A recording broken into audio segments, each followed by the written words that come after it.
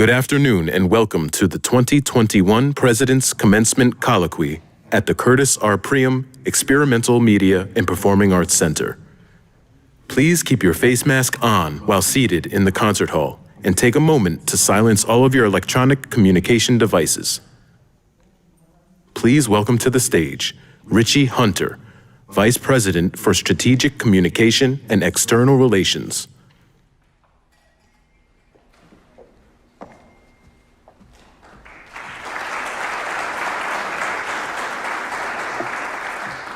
Good afternoon. It is such an honor to be here today and so exciting to see everyone here. Welcome to the 18th President's Commencement Colloquy.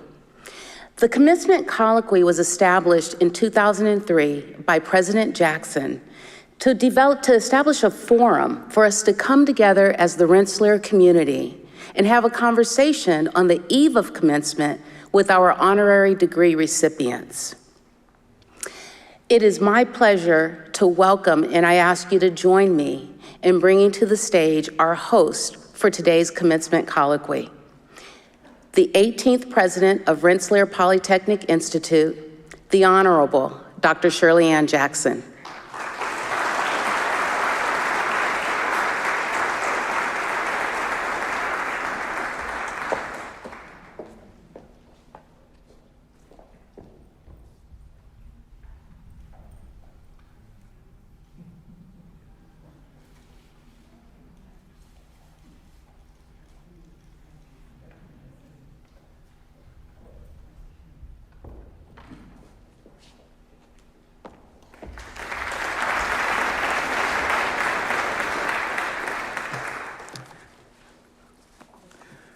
Well, good afternoon and welcome everyone to this magnificent place, the Curtis R. Priam Experimental Media and Performing Arts Center for the President's Commencement Colloquy. Welcome especially to the members of the courageous and resilient class of 2021 and to their families and friends watching at home.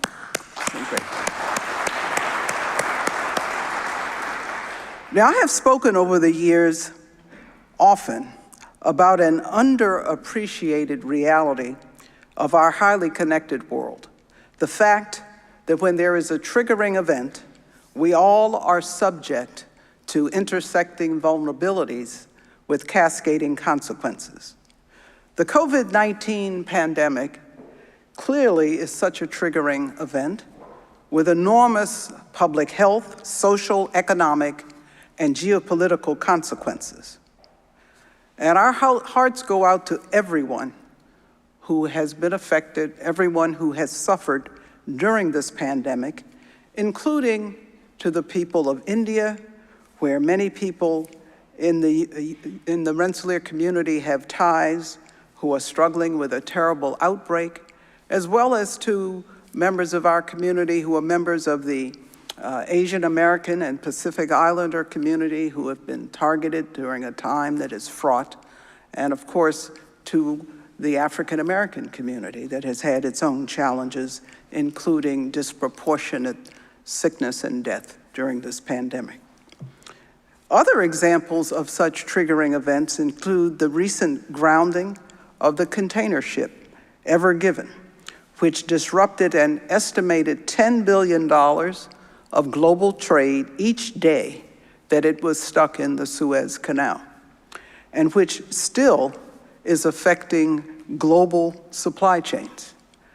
And the 2011 earthquake and tsunami disaster, the nuclear disaster, with consequences that continue to this day, as Japan last month announced a plan to release wastewater from the nuclear reactors into the ocean. And of course, there's the live wire that broke from a poorly maintained transmission line, sparking the deadly 2018 California Camp Fire. Such triggering events are increasingly difficult to avoid in a world in which our challenges are both global and interlinked, including, of course, climate change and the related challenges of securing food, water, and energy supplies sufficient for a growing global population, human health and disease, national and global security, the intelligent allocation of crucial natural resources, and of course, our need for sustainable infrastructure, materials, and systems. Now, here at Rensselaer, we work on the hard problems.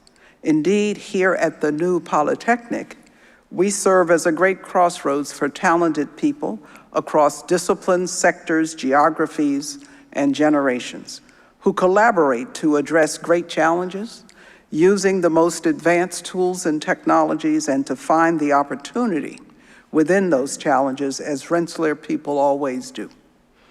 And so we are so delighted to have brought 4 leaders in different fields to our crossroads for our commencement ceremonies to be awarded honorary degrees tomorrow.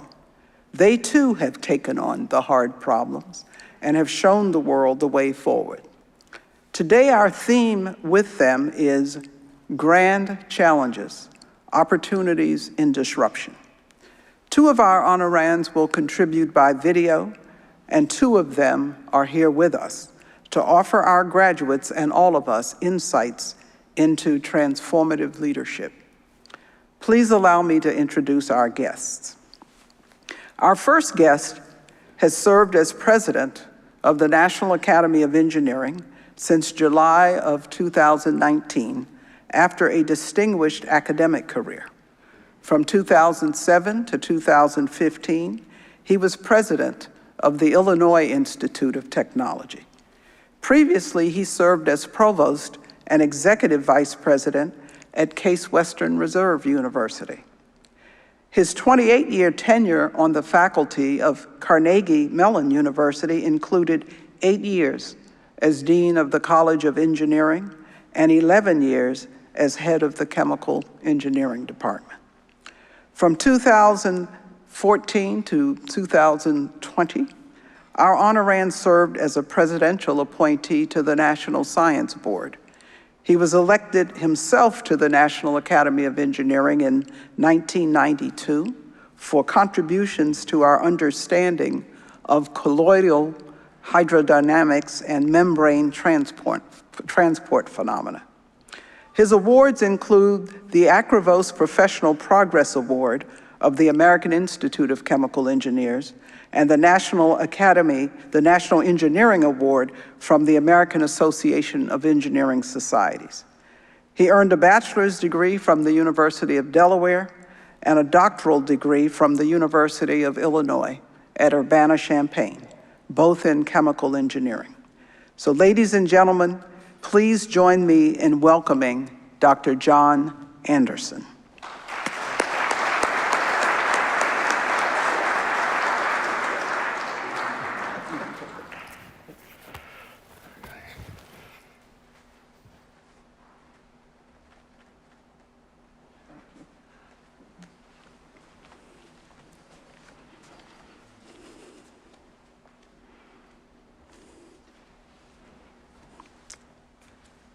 Our second honorand is director of the Belfer Center for Science and International Affairs at Harvard University's John F. Kennedy School of Government, where he also serves as the Belfer Professor of Technology and Global Affairs. From 2015 to 2017, he served as the 25th United States Secretary of Defense. As Secretary, he led the creation of the military plan and international coalition that defeated ISIS. He launched a cyber defense strategy and led innovation at the Department of Defense with major investments in research and development, and by creating new ties with technological leaders in the private sector. He also changed the way that the Pentagon recruits, trains, and retains talented people, and directed that all military positions be open to women without exception. Before becoming Secretary of Defense, our honorand served in the Department of Defense as Deputy Secretary and Chief Operating Officer from 2011 to 2013, and as Undersecretary of Defense for Acquisition, Technology, and Logistics from 2009 to 2011. Now, earlier in his government career, he served as Assistant Secretary of Defense for International Security Policy from 1993 to 1996. Our guest has been awarded the Distinguished Service Medal, the highest civilian honor awarded by the Department of Defense, on 5 separate occasions. In addition to his government service, our honorand has had a distinguished academic career. At Harvard's Kennedy School from 1996 to 2009, he was a professor of science and international affairs and chair of the International and Global Affairs faculty. He is the author or co-author of 11 books and more than 100 articles, including a highly cited paper in Theoretical Elementary Particle Physics, my original field, titled CP Violation in Beta Meson Decays. Our honorand earned bachelor's degrees in both physics and medieval history at Yale University. He earned his doctorate in theoretical physics at Oxford University, where he was a Rhodes Scholar. Please join me in welcoming the 25th Secretary of Defense, the Honorable Ashton Carter.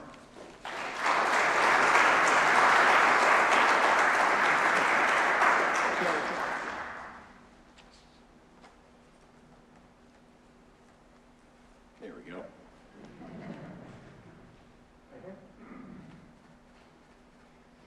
Thank you.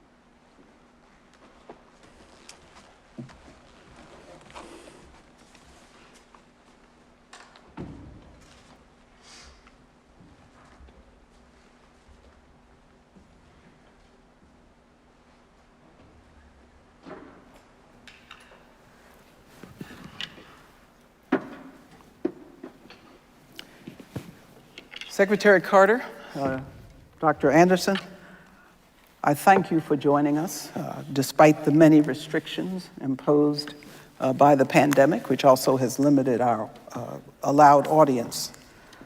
Now, our 2 honorands who were unable to be with us in person will nonetheless contribute their ideas to our discussion via short videos. First, we will hear from Sir Paul Nurse, who is Chief Executive Officer of the Francis Crick Institute in London.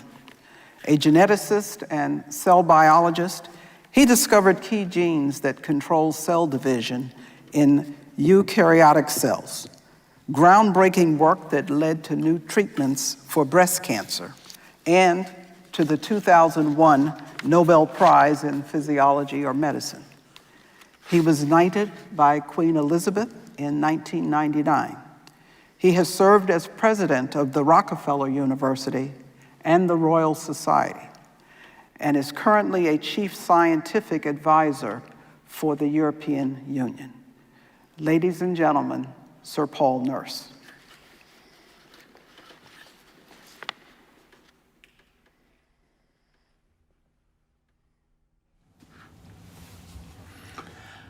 Our world is facing a wide range of grand challenges. Almost every day they are in the news. Let me give you some examples. Global warming, green energy solutions, extreme weather, biodiversity loss, food and water security, pandemics, natural catastrophes, genome manipulation, the use of artificial intelligence. This range is wide.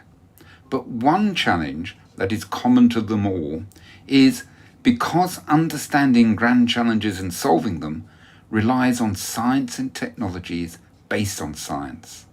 And the challenge is what social and political systems can rationally discuss science and technology and can come to sensible decisions about how they should be used. And this is the challenge I want to discuss with you today. Nearly everything we do, every hour of the day, is influenced and shaped by science and technology based on science. And when this is combined with human population and economic growth, strain is put on the natural world upon which we depend. and demands are put on our societies as we try to cope with those strains. However, the issues involved can be close to the limits of our understanding. But despite that, we still have to cope with them. We have to devise social and political structures and mechanisms so the issues can be discussed and sensible decisions can be made. It requires scientists, engineers, medical practitioners to explain to the political leadership and society as a whole what we know about the global challenges we face and how the world can deal with them. These explanations must be honest, respect truth, explain uncertainties. They must be clear about what is known, what is unknown but might become known, and what is likely to remain unknown. They need to be communicated by scientists with openness and transparency, and importantly, also with humility. Recognizing that the role of the scientific advisor is to explain and advise, and for political leaders to decide what has to be done based on that science. Critical is the need for both scientists and politicians to earn and maintain trust. The public as a whole must have confidence in the truth of these explanations and the reliability of the individuals giving the advice and making the decisions. All of this is difficult to deliver in the modern world of social media and alternative truths. Scientists need to be on the front foot to deal with these issues, pointing out the errors of false and erroneous science, but always with courtesy, although also always combined with firmness. For this to work, the political systems need to be receptive to science and technology. That needs political leaders that can guide people through these difficult issues. That leadership must be honest, respect truth, have integrity, and be prepared to invest the time needed to be able to handle the discussions involving science. The recent pandemic has revealed that not all political leaders are capable of this. This especially applies to those of a populist tendency, who can be careless of truth and are prone to politicize scientific investigation and technological application. We need to learn from the dangers of politicization, of the problems seen with wearing a protective mask, and of imposing social distancing to reduce the transmission of the virus. This science is not difficult to understand, and the scientific advice was clear, but it was undermined by a failure in political leadership. The promotion of quack treatments to control the virus is another example of this failure. Attention must be paid to our democratic systems if we are to deal with the complexities of modern life and the grand challenges that the world will have to face. And for me, this is the greatest challenge that we do have to face. Thank you for listening to me.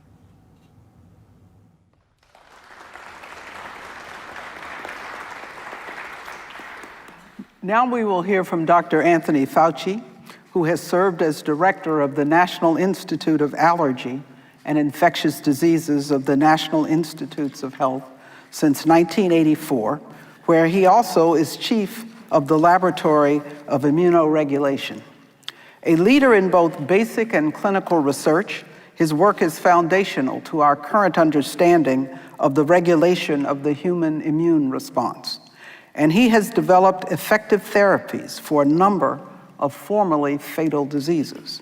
Leading the fight against HIV for 40 years, he has illuminated how HIV destroys the body's defenses and has been instrumental to the development of treatments that allow people with HIV to live long, active lives. He has advised 7 United States presidents on domestic and global health issues, including COVID-19, and currently serves as Chief Medical Advisor to President Joe Biden. Ladies and gentlemen, Dr. Anthony Fauci.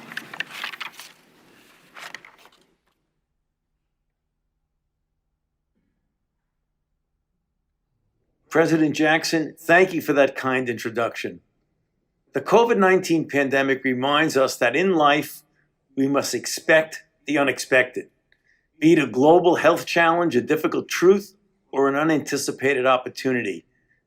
The unexpected can cause disruption, but it also can rouse us from complacency and galvanize our lives.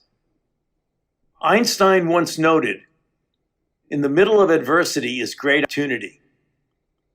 Let me highlight just a few of the great opportunities to which the disruptive COVID-19 pandemic has opened our eyes. First, we must strengthen our public health system. The COVID-19 pandemic has exposed the extreme fragility of our public health infrastructure.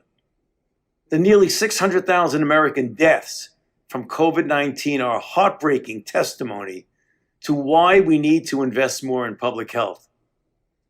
We must expand our surveillance networks to more closely detect, track, and follow the evolution of emerging viruses, and increase and better coordinate laboratories authorized to develop and deploy diagnostic tests, because diagnostics are critical early on as well as throughout an outbreak to stem virus spread. Last year saw the largest exodus from the workplace of public health leaders in American history. Between April and December, according to an investigative media report, 181 public health officials in 38 states either resigned, retired, or were fired. Many got caught in the middle of divisive politics just by doing their jobs. We must work to overcome such divisiveness. Clearly, our common enemy is SARS-CoV-2, not each other. And a common enemy requires us to pull together with a singular purpose for the common good. Second, we must redress systemic health disparities exposed by the pandemic. Our country's experience with COVID-19 has uncovered a tragic failing of our society: the unacceptable health disparities experienced by minority groups, especially African Americans, Hispanics, and Native Americans. Members of minority groups often are at greater risk of COVID-19 due to the nature of their jobs as essential workers in society. More importantly, when they get infected with SARS-CoV-2, they more likely will develop a severe consequence. This is because, compared with the general population, minorities generally have a greater incidence and prevalence of the underlying medical conditions, including hypertension, chronic lung disease, diabetes, and obesity, that lead to a multifold increased risk of hospitalization and death from COVID-19. Most of these comorbid conditions are related to social determinants of health, such as lifelong disadvantages regarding inadequate diet, access to health care, and the undeniable effects of racism in our society. Let us promise that our collective memory of this tragic reality, that an infectious disease that desperately hospitalizes and kills people of color, does not fade after we return to some sort of normality. Righting this wrong is going to take a decades-long commitment. Third, we must improve pandemic preparedness. A bright moment in this arduous COVID-19 pandemic was the unprecedented feat of developing in record time COVID-19 vaccines with as high as 95% effectiveness. Vaccines that are ready are saving millions of lives. Despite their rapid development, the foundations for these vaccines were laid decades earlier through the substantial investment in basic and applied biomedical research. We must continue this strong support of our biomedical research enterprise. And finally, we must more proactively prepare for future pandemics. We need a more systematic, technology-based approach. For example, widespread surveillance and next-generation genomic sequencing technology to identify and contain emerging viruses. In-depth knowledge of prototype pathogens to inform the development of vaccines and therapeutics for other pathogens in the same family. And structural biology to define details of proteins and enzymes likely to be targets for vaccines and therapeutics, respectively. There is much work to be done. Thank you for the opportunity, President Jackson, to contribute to your colloquy. I hope you and your distinguished guests enjoy a lively discussion.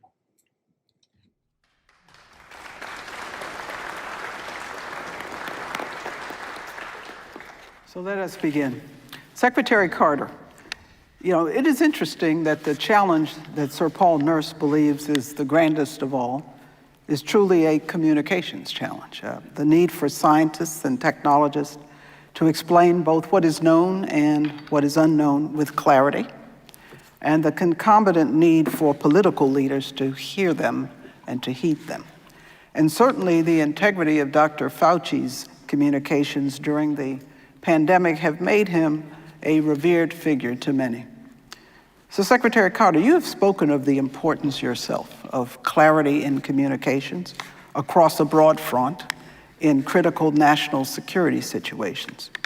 So can you talk a little bit more about how you have used clarity and sharp focus to guide our national defense? Yeah, well, first of all, thank you very much for your this ceremony and this opportunity to be with you. You and I have worked together in various capacities now for many years, and it's always an honor and a pleasure to be with you and to be with all of you, Doctor. And I should say, you asked about Tony Fauci. Tony and I were together. The Defense Department frequently gets involved in these things. So I remember Zika, MERS, SARS, H1N1, Ebola. So we have done this before, although nothing was as grave as this, and nothing is actually, I think, we could have much improved our performance. About communications, you have to be downward. I ran an institution with 3 million people, and they were this is a special place because it's a military hierarchy, and so they're quite compliant, which is not always true in other environments, including universities, where that's just not the nature of the place, but that's fine. But in the military it is, and so you have to, particularly when you're putting people in harm's way, be absolutely clear. I find talking to political leaders about science, which is a somewhat different subject, but I've done that a lot too, that two things are really important too. If you go to a non-political person as a scientist and try to present your case, they're listening, not for your supposed expertise. They tend to listen for two things, and it would be good you make yourself more credible by supplying these. The first is, do you make reference to the views of others and to alternatives? That's important to them. Now, science being science, there may not be many or any really solid alternatives, and that's kind of the point in many cases. But if you show awareness of that and the breadth of at least theoretical possibility, it helps them feel that you understand their problem. Remember, these guys and women are generalists. They're very good, but they're general. They deal with a huge variety of stuff that most of us, you as an institutional president and all of us in leadership positions have some of this, but obviously they have it in spades. That they want to feel that you have kind of sounded things out. The other thing is a sense of choice. There has to be some residual choice for them. And they like to feel that so I find that if you say, this is what I recommend you do, but here's so what if I saw President Obama, I would, if possible, frame things in this way so that he could see the alternatives, and you would reflect where he was kind of coming from. And a nice way of talking to a boss in general is to say, particularly if you're going to contradict, is to say another way to get where you want to go would be so-and-so. It shows a recognition that this is a thinking person, even if you're violently disagreeing with them and giving them advice that you know will be very unwelcome to them, which you have to do. You have to tell the truth always. But you can frame him in these ways, and I've done this long enough, both in science and in government, that I think that's how political people will best accept objective advice and information. You know, I so agree, and if one remembers that they're working across a hugely broad front and working at a mile a minute, and if you just show that you respect that and understand that, it's important. Now, Dr. Anderson, I know you've thought about the issue too.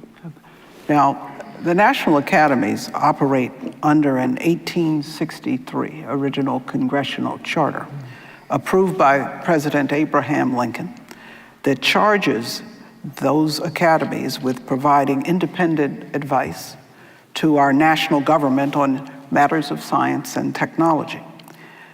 So what are the challenges? You've been where you are for a few years, and you were university president before that. You know, what are the challenges today of helping policymakers and the public understand the role of science and technology in addressing our national and global challenges? Well, Secretary Carter touched on the difficulties of presenting information that goes counter to what someone would like to hear. I look at it like the National Academies has to be science-based, and we do studies that are considered the gold class of such technical studies and workshops, and we are paid to do these studies, and we give the results to our clients, which are often government agencies. But what they do with it is different, because policy has the word politics in it. I mean, I think it comes from the word politics, and so doing what always would seem to make sense scientifically maybe isn't going to be accepted because of competing, let's say, criteria within your unit. Just like as a university president, there are a lot of competing ideas. I'm more optimistic in the future. Actually, our studies under the previous administration were conducted and were, I think, informative for that administration. But I think all we can do is stay true to our charter and be rigorous in our results, and then try to explain, as Secretary Carter said, the essence of what we're doing. And the second part of this is we have the public to worry about, not just the policymakers, and the public's a different audience. So we deal mostly with the policymakers, but I think the other part of it is the public, and that takes a different strategy. You know, it does take a different strategy, although I always had the rule that the essence of the story never changes, because what you tell to one, you have to tell the other. And I was told early on when I went to Washington that, always remember that it's like standing on the steps of the Capitol or in front of the White House whenever you talk to any group of people. So I tried to remember that. Secretary Carter, one of the most interesting and I think impressive things that you were involved with in the 1990s, you and then Secretary of Defense Bill Perry coined the phrase preventative defense to describe the strategic line the U.S. should take in the aftermath of the Cold War. Namely, defense focused on avoiding situations that, if mismanaged, could grow into what you called A-list threats, with cascading consequences, of course. And so you and Secretary Perry were prescient, I believe, in the specific lists of threats you articulated. Interestingly, you talked about ones we'll talk about a little bit later, loose nukes, Weimar Russia, tensions with rising China, etc., the proliferation of weapons of mass destruction. Now, so in a world of rising tensions among major powers, with soaring population growth in many of the world's poorest nations, emerging diseases that we've all talked about, such as COVID-19, and the increasingly catastrophic effects of a changing climate. What A-list threats today should the U.S. be focused on preventing or can prevent? Well, the list hasn't changed much, for reasons I'll say in a moment. The method has to be different. The 90s were a blessed time. We had won the Cold War. The Soviet Union was on the ropes. One country had broken into 15. China was weak. We didn't have anybody who was really in our league. And that was great. It was great for us. And in fact, the worry, I remember, because I also worked for Dick Cheney when he was Secretary of Defense, and that was actually the immediate moment at which the Soviet Union ended.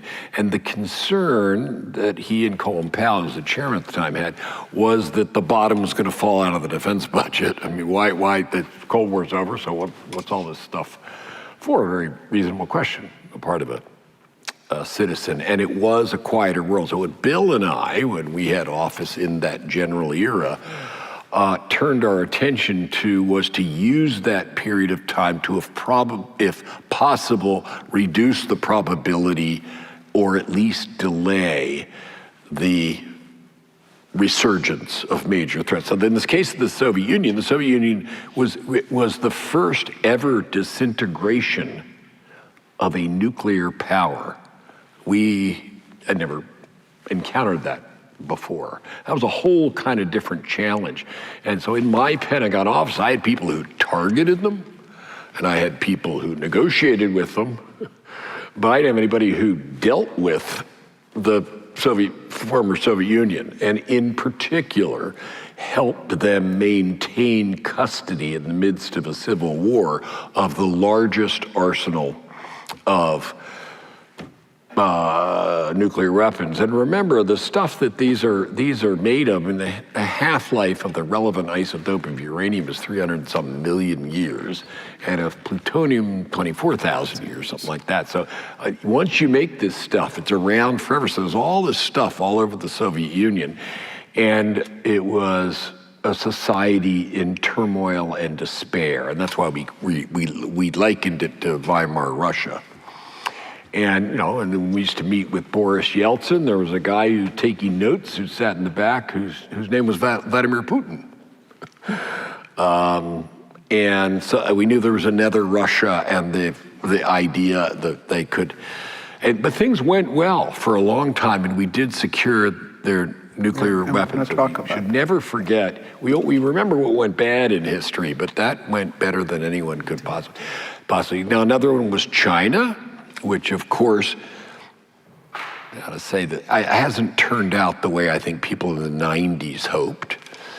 We hoped there would be some broad convergence of our two societies, and that's not occurred. And then nuclear weapons, you can never forget, they're not in the headlines. To tell my folks, we have Afghanistan in the headline, and some ISIS in the headlines, and Russia doing this, and China do better. And people forget that nuclear weapons are kind of the bedrock. If we mess that up, and I think people don't have as vivid a memory or imagination as they did during the Cold War, just how awful these things are. So you always have to have respect as a defense official for that one. So unfortunately, we don't have a purely preventive era. Now, some of these things are upon us, and maybe they're a little softer and a little later than we might have wanted because of our efforts, but there they are. And then now it requires a whole different playbook, but that was our playbook in the 90s. And it was a wonderful time. We were on top of the world, great economy was doing great. Nobody could match us, and now we have competition and we need to face into the wind.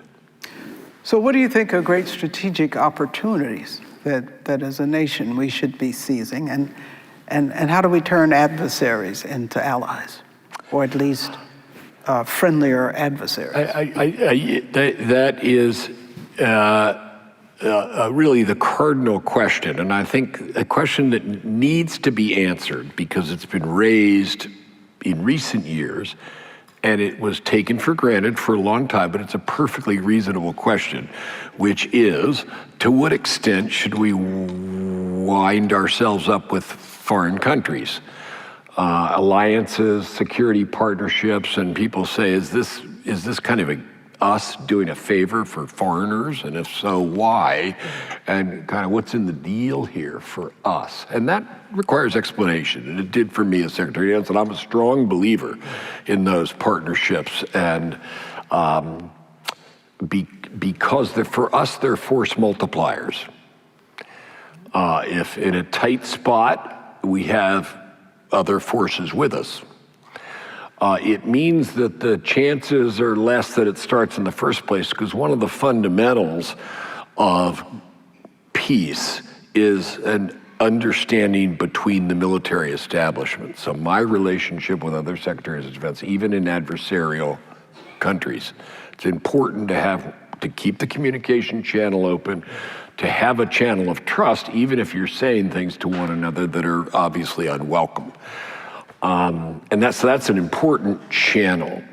So it's not a favor to foreigners, and it's an essential part of defense. Now you got to get a good deal and make sure you're getting like you give, and so forth. But it is an idea that has to be defended, and I think you need to take citizens where they are, and they're saying, hey, come on, it was okay after World War II, we were the big cheese, nobody else, we could give money to people and stuff like that. It's a more competitive world now, I need to take care of us first.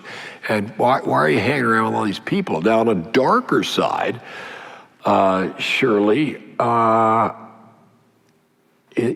China, when you think about China, let's just take China, is the largest potential antagonist of the United States in the world. And there's much we need to do to try to deal with that situation. There's a kind of defensive playbook where we make sure our technology and so forth is not exploited. There's, I'll call it an offensive one, but it's really self-betterment. Like, let's beat them at AI. Let's beat them at these other things. But there's a whole other arrow in the quiver, and that's alliances.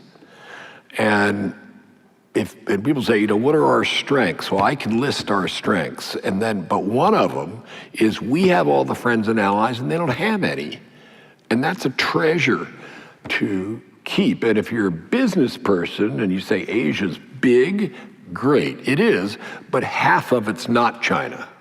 So if you keep that with you in business, that's good. Not as good as the whole thing, but it's good. And China is 1/5 of the world.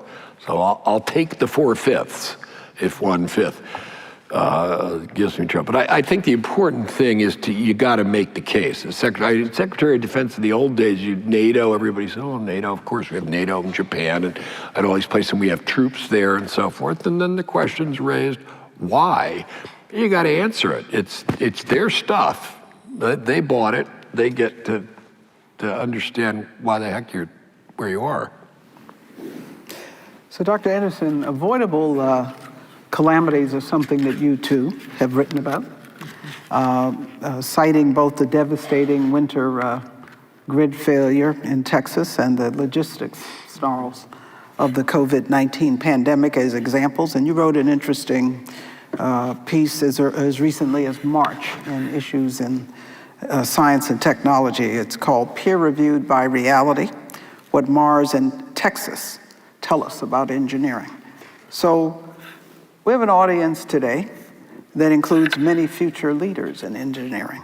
So how can they too seize the opportunity for preventative defense in the civilian sphere and the attendant opportunities? Well, the unintended consequences sometimes cannot be avoided, but sometimes they can. And I think a leader in technology has to push the question into what are possibilities.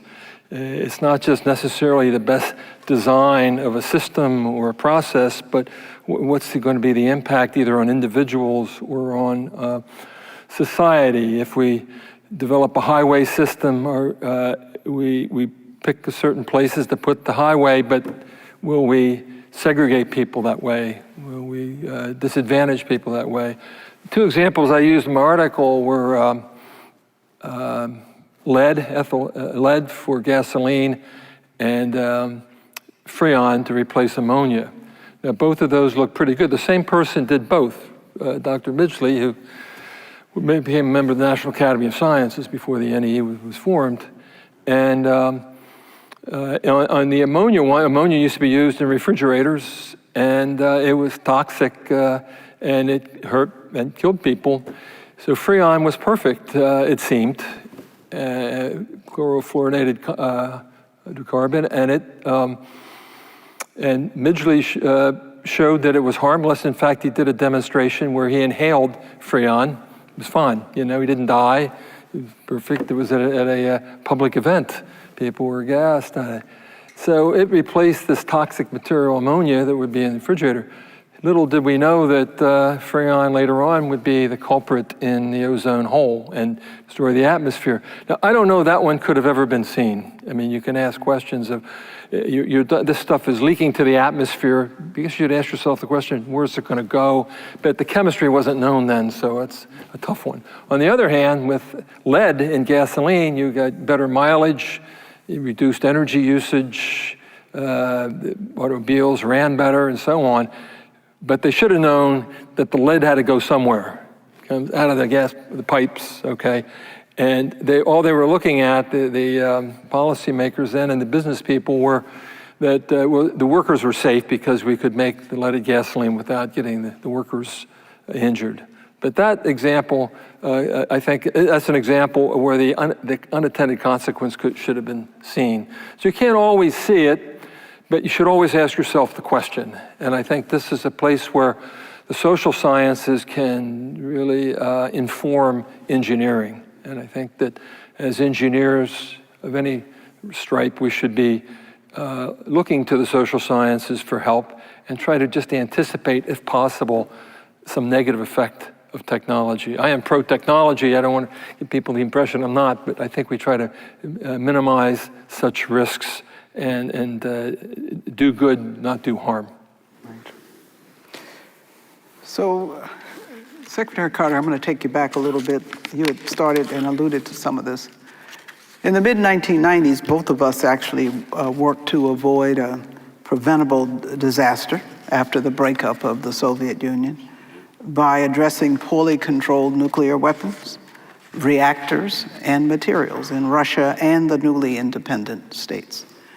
And you spoke about keeping the lines of communication open even with those who might be nominal or actual adversaries. And so, a lot of this happened under the aegis of the then Gore-Chernomyrdin Commission, yes, which was a U.S.-Russian Federation binational commission on scientific and economic cooperation. And it was headed by Vice President Gore on our side and Prime Minister Viktor Chernomyrdin on the Russian side. And there were meetings every 6 months in the winter in the US, typically at the State Department, and in the summer in Russia. And so when I was chairman, and as chairman of the US Nuclear Regulatory Commission, I was part of that and worked on nuclear safety and some issues of nonproliferation under the aegis of the Gore-Chernomyrdin Commission, ensuring that the NRC assisted the newly independent states with regulations, literally writing regulations, with safety protocols, with restructuring and reconstructing the design basis of their Soviet-era nuclear plants to expose and remediate the greatest vulnerabilities using, among other things, a probabilistic risk assessment. And that included the Russian reactors of the Chernobyl type, the RBMKs, because they were of a big concern.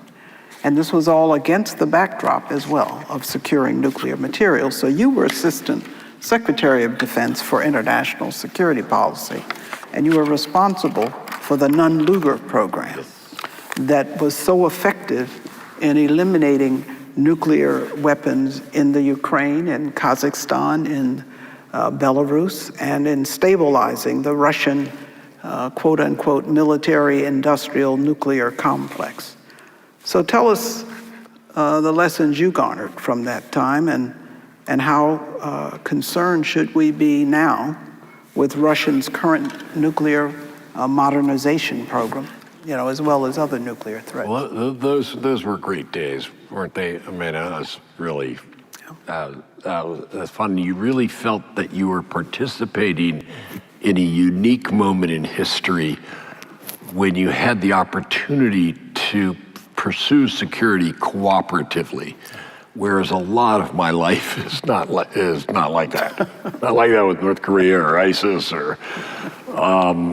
And so it's a real treat. We had these wonderful times. That's right. What was going on was basically the whole U.S. government would go over and meet with the whole Russian government under the auspices of their number twos. It was really remarkable kind of forum. And as a consequence, we made it.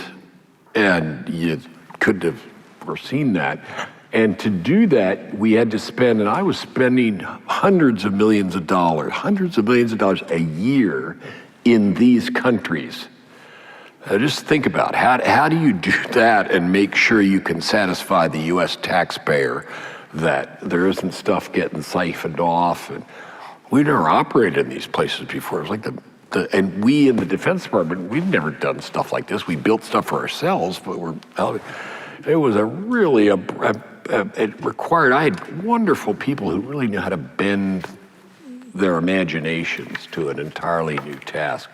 So it was a really cool time, and it was very successful. And the people to thank, and you knew these people very well, and you knew them very personally, wasn't us on the American side. It was the Russian scientists on the Russian side. Few people realize that, but upon the integrity of these scientists and the awe that their knowledge gave them of the problem before them, they did an historic thing. They kept discipline. I mean, you knew all these people, right? I mean, it was remarkable. The whole place is falling apart. It's chaos, there's corruption all over the place, there's crime all over the place, it's a complete mess. Their society is in chaos, and they're holding the line. They're holding the line, and they made history, and we talk about it here in our own accomplishments as Americans, but really, they did it. It was one of the great moments, I think, for science in history, where a bunch of scientists met the moment. And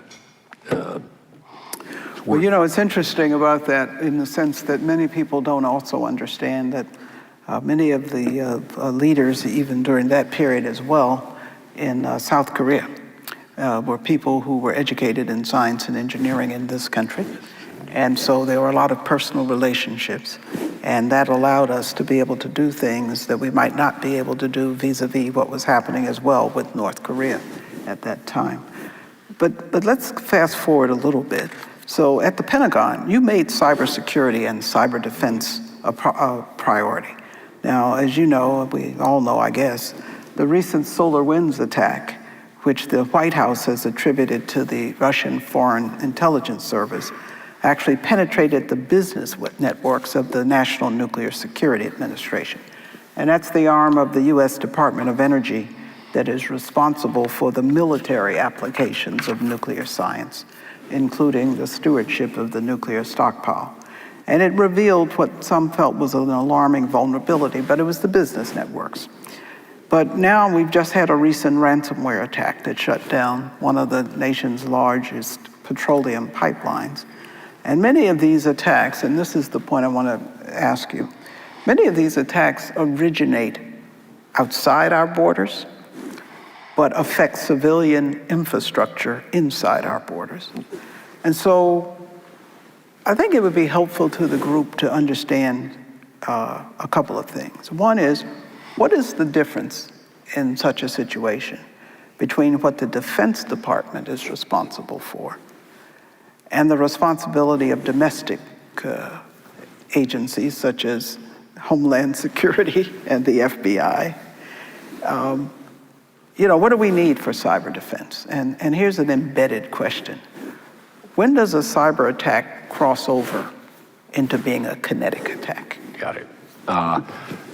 Fantastic question. In a sense, the question of the hour. For the first one, it does pose for society, for government, an organizational question. I mean, it sounds bureaucratic, but it's really true. It's like terrorism. Is this the crime? Or is it an attack? Or is it a disaster? And we have crime people, we have attack people, and we have disaster people, and this is some mush of all three. I remember after 9/11 working on a National Academy study of how government should organize itself to deal with something that's inherently cross-cutting. So it's tricky. Our role is not the principal one. I mean, I do think that we bring, and I'm not going to get to the attack part, which is our responsibility. But we do have a lot of technical capability, and I think, and I always believe very strongly we should bring that to bear on behalf of the technical community. That requires having a good relationship. And that's one of the reasons why I worked so hard when I was Secretary of Defense to rebuild the bridges to tech, which had been eroded by the passage of time, the kind of ethic of tech, the money that was in tech. They didn't care about the government, to deal with the government, Snowden, and so forth. And so it was difficult. We got to have that because we can help them. We have really, really good people, and we have tons of money that we spend on this in order to protect ourselves and our people. And that gets the attack part. I'm very boneheaded about this. An attack on my people is an attack on my people as far as I'm concerned. And I'm paid to prevent or respond to attacks. So if you attack my country, and there are all kinds of tricky parts about attributability, and so this isn't like a ballistic missile where nothing flies like that, nothing has a plume as bright, and so it's gotta be, that's trickier, but you can do it. And my view was always, I don't care how you attack America. If you attack America, you've attacked America, number one. And number two, I'm not going to restrict what I'm going to do to you. In other words, I won't necessarily respond with cyber. I'll respond with whatever will make you regret that you did that and never do it again. So that's a very kind of crude, and if you harm the American, now the American people, to me, an attack's an attack. I'm a very simple-minded person. I don't make anything too fancy about it. If you're down range of it, and I'm not going to do the same thing. When people flew airplanes into our buildings, we didn't go and fly airplanes into their buildings. So what do you do? And here things get a little rough. And I think that there are subtleties here because there are real subtleties and not just made up kind of fuzzies. In this particular case, let's just be candid about this one, I think that there is a difference that we need to deal with between whether it was the Russian government per se, or whether it was a Russian actor cognizant that the Russian government knew of and could have stopped. Those are two different cases. In the latter case, you could work with the government and say, look, get these guys to knock it off right now. It's originating your territory. And that's not clear in this particular case. If it is a Russian government attack and it, so to speak, sheds American blood, from my point of view, that demands a response.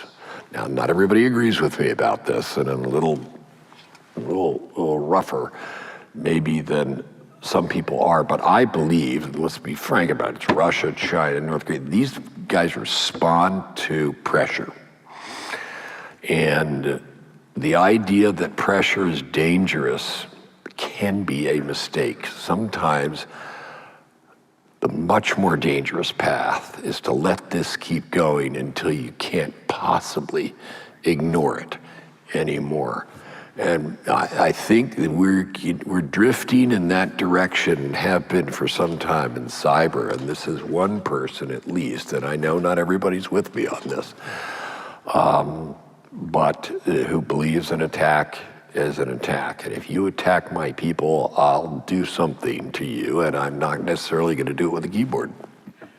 Well, it becomes interesting when we talk cyber physical systems and cyber physical connections. But the attribution part is always one that people, particularly when it originates in a cyber way, that people get hung up on. And you do have to figure that out. But Dr. Anderson, what are your thoughts about it? Well, I don't understand why we can't build a defense against it. And things get hacked because the software is not properly written, perhaps not protected. And people take shortcuts. It's well known, some of the hackers in programs over the past 20 years or so, that they've taken advantage of some things. So I would rather see us be a little more attentive and clever in terms of software development, and then you're not going to have those problems. The trouble with retaliation is it can lead to escalation, and then you might have other problems, Sure. Unintended consequences, let's say. But I'd just like to see us do a better job of building those cyber systems so they can withstand an attack. So then, please. Well, I'm into that. That's the key point. You don't have to be vulnerable, at least to punks. SVR, the success of the KGB, that's different. It's a whole different. But a lot of this boils down to basic basic hygiene and two-factor and keeping your updates up to date and stuff like that. And a lot of the major mistake, we had the chairman of the Joint Chiefs of Staff's assistant who sits out in Rose clicked on an attachment one day, just by being told a million times not to do this. Now, this is the unclassified network, so it's not so bad, but I mean, come on. Now, whose fault is that? Yeah. Well, here's the thing, too. And I normally don't offer an opinion, but I do have one here. I talk all the time about the intersecting vulnerabilities. And so here's this, you got your hardware, you got your middleware, you got your software, these apps and blah, blah, blah. And we just blithely go along and kind of add them in. Right. Well, we better be thinking more about what the architecture of networks really are and how things interconnect. And so I think that's something that on your side, we have an opportunity to have people think about. And I'm sure we're actually looking into a potential study that we would do on the Texas grid problem. I mean, I can't believe that happened, that we're so vulnerable to that. It blows my mind that there wasn't a defense. But the NAE we're looking into with the National Research Council to find some sponsors to do a project, to do a study on how that happened and how it can be prevented in the future. And it's going to be a great case study. Well, it was always known that the Texas grid, for the most part, was not so well connected to the rest of the national. Exactly. And aside from a whole lot of other things, in this case, the interconnection would have helped them. And also talk about the Colonial Pipeline as well. Totally. Two things Right. here. And right. And I think the grid, we're going to really have to worry about upgrading the grid and making it hardened against cyber attacks, because the grid will be a target if we don't do that. So let me ask you another question, Dr. Anderson. In 2018, Rensselaer established what we call the Center for Mobility with Vertical Lift, or MOVE, to advance vertical takeoff and landing aircraft technology for both military and civilian applications. Now, as you can imagine, there were cheers here at Rensselaer in recent weeks for the successful flights of the Mars Ingenuity helicopter. And you've pointed out that as a nation, we consistently achieve breathtaking feats of discovery and innovation in engineering, while allowing key elements of our infrastructure to deteriorate. So how does, or how can, discovery, exploration, and innovation help us to address fundamental infrastructure issues? Because I'm going actually back to something that both Dr. Fauci said, but Dr. Nurse and Secretary Carter, that if we don't do it, then it's hard to sometimes explain to people why invest in the kinds of things that we in the university do. Now, truth be told, we wouldn't have the nice vaccines with the mRNA and so on without that. But I think there needs to be more just thought about that. But you're talking to an audience of people who would resonate with what you have to say here. Well, it's President Jack's always a compromise between protecting what you have and improving and innovating and building something new and discovering something new. And you need to do both. The question is, what's the balance? I remember when we built a new building at IIT, and the students were up in arms because they said, why don't you fix the dorms? Okay, well, if you can't stay still. You have to always be moving forward, and you have to do some things like what we did in Mars. But at the same time, we cannot neglect what we have here, as Dr. Fauci said, and we have a crumbling infrastructure. We talked about the grid, so it's not like a 0 or 1. There has to be. It's not binary. It has to be something in between, and we've got to always ask ourselves: are we doing enough to maintain what we have? But are we also pushing ourselves enough to advance our society in some way? And pushing the limits like we do in space exploration, it's inspirational, and that's what we as human beings do need inspiration as well.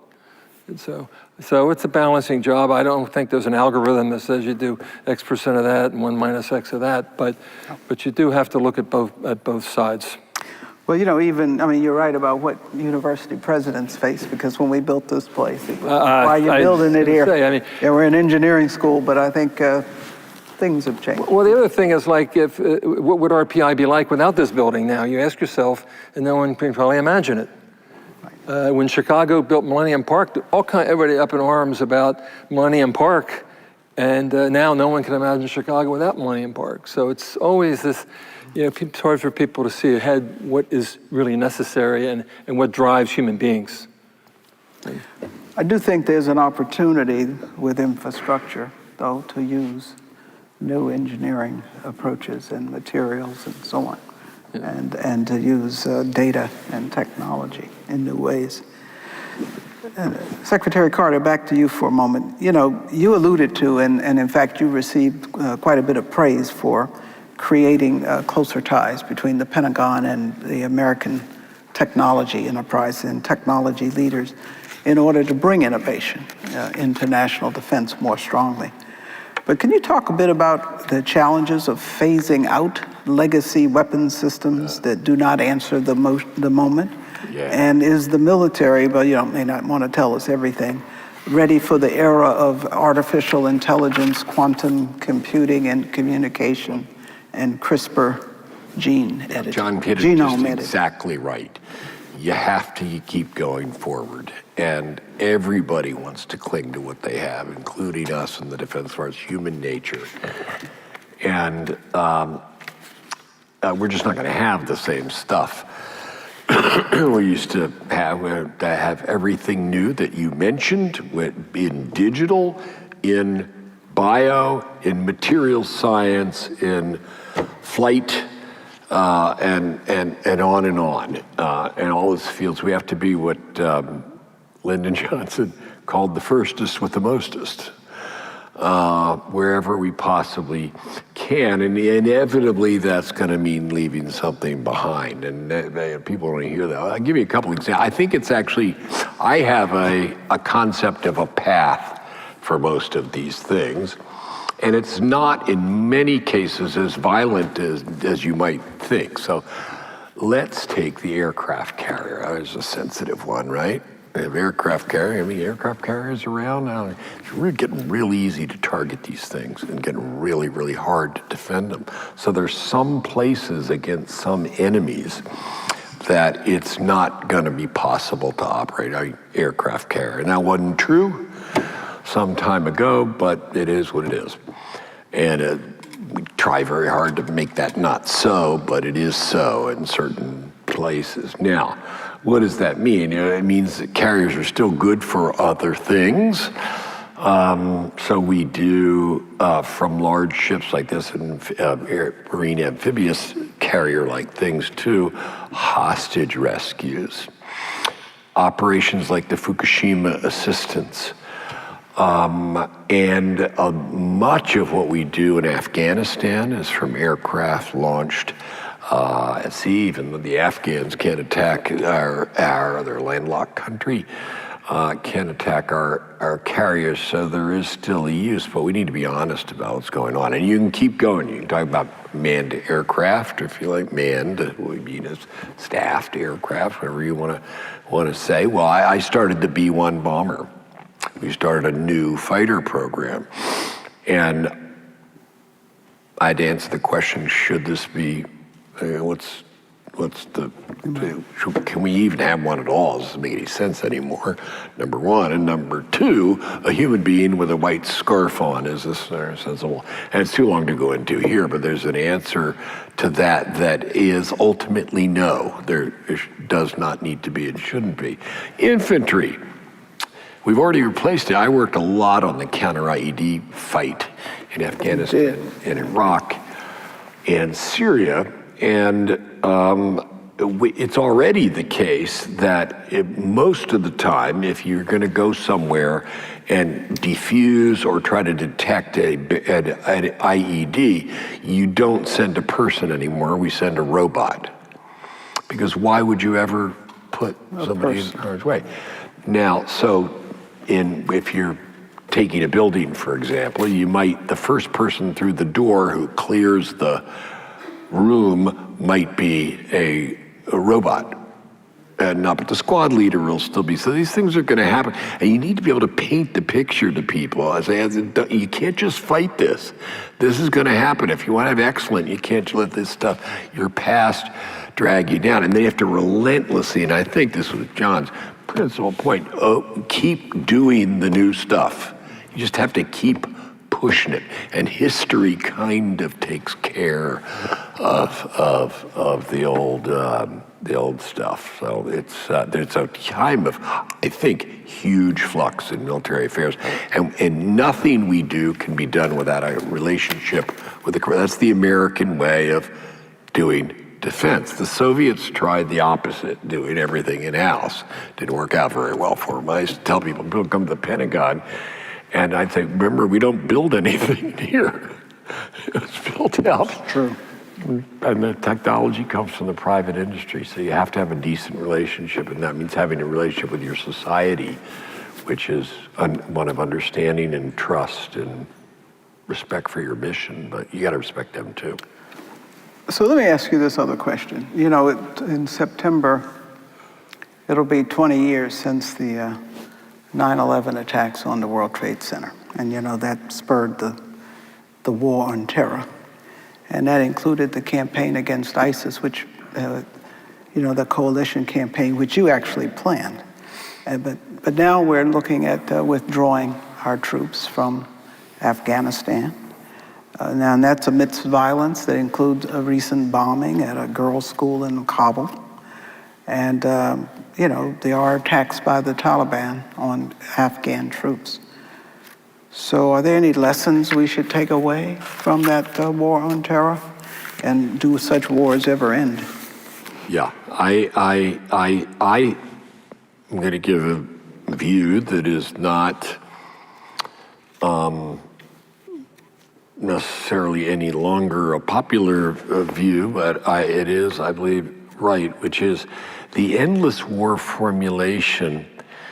Endless is fine, and I'll say why in a moment. War not. An endless engagement is good for us. That's how you stop things from getting worse. So you don't want to get out of places, and sort of this idea we want to come home, that's not our best place from which to operate. So when we have forward forces in Korea, Germany, and some people say, why are we doing this? Well, that's where we'd have to go if we ever had to use them.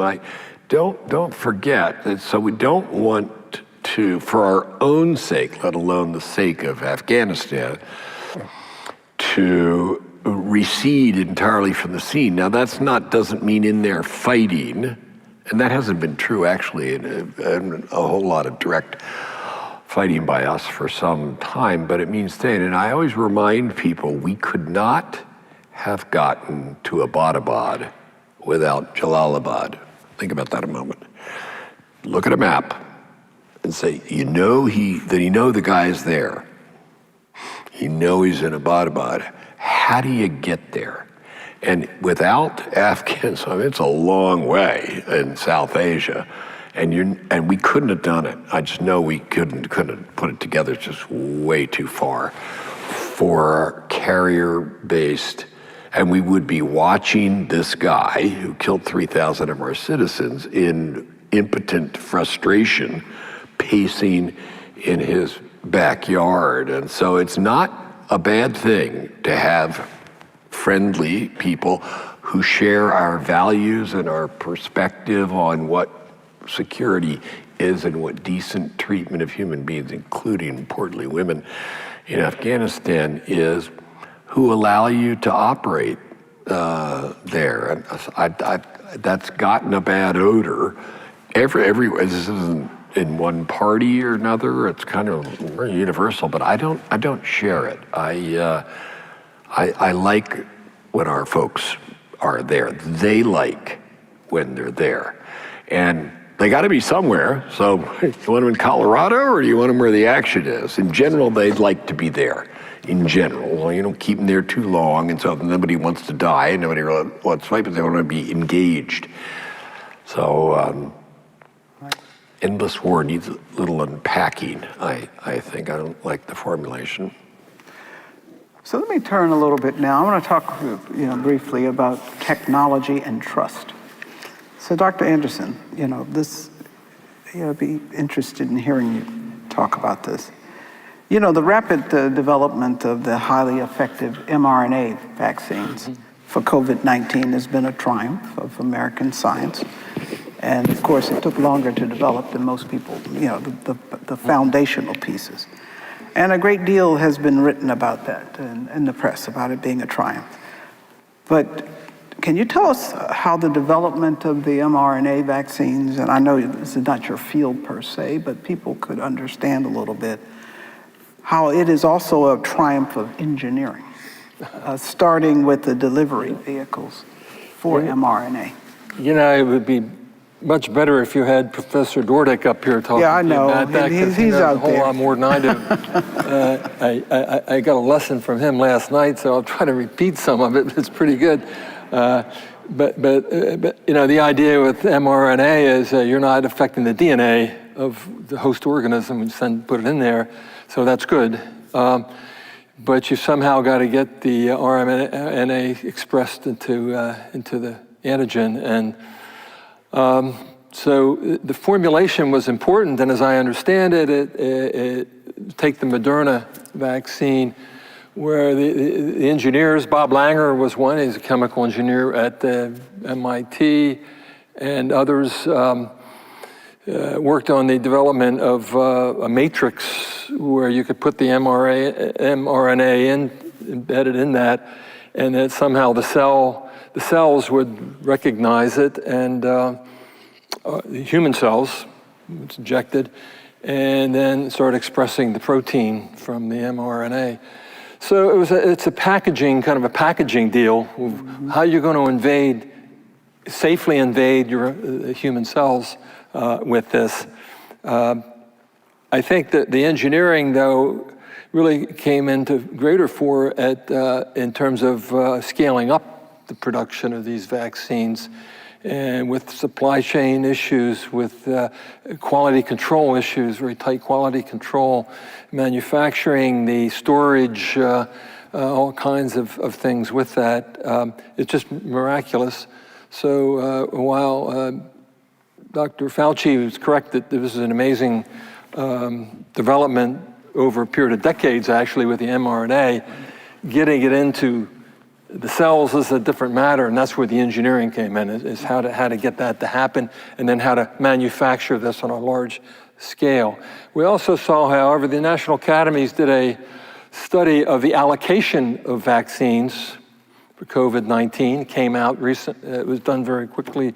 It was good. It has the categories of 1A, 1B, and so on. We're talking about people getting vaccinated. But then what happened? It was a great theory, but we couldn't get the vaccines to the people. We couldn't get the things into the arms. So you don't just stop with the blueprint. You've got to then keep going, so you know that you can execute at the end. And that takes more engineering as well. And that's, I think, also where Dr. Fauci was talking about the public health service, which has to be a little more integrated. So everybody was responsible, scientists, medical scientists, public health, and engineering. And it was a great team effort. I'm really impressed by how the companies work together on this, and normally so collegial, and they put together great effort on this. I have a student who's chief operating officer at one of them, and they just really work together well, and they shared information. It's a blueprint for the future of a crisis, of how we can mobilize our great industry into getting something done. So let's talk a little bit about trust. We currently live in a nation where about 1/3 of our population is reluctant to receive a COVID-19 vaccine. Now, some of this can be attributed to people not trusting the science or having fears about some of what we're talking about new scientific and technological advances. So how do we overcome that reluctance? I don't think that distrust is monolithic. Like I said, I think there's groups of people that don't want to get vaccinated for different reasons, and some of it's they don't trust it, but there's other reasons too, like I don't have time, or why should I bother, or something like that. Everybody else is going to get vaccinated, and there's some religious issues, I think, as well at play. So it's not just one reason. What we tried, what the academies did, the National Academy of Medicine put together video with 80 members of color. I don't know if you've seen this or not, and it was to try to convince people of color that this is safe. And it's a great video, actually. I think it's out, and will be disseminated further. But having leaders be vaccinated and trying to just make it visible. I don't really, I came up at our lunch conversation, and I don't have any more insight than anyone else about how to gain people's trust, except by, over time, doing the right thing. And we'll get there, I'm convinced. And maybe the next time we have a vaccine, people will accept it more readily. Well, I think we have to understand people's reluctance based on history. Yes, I understand that. I do understand that. So let me talk about trust in a different context with you, Secretary Carter. You know, the Secretary of Defense is intended to be a civilian position, and you never served in the military. So tell us how you built trust with the troops, including some of this really important work you did with protecting them from IEDs.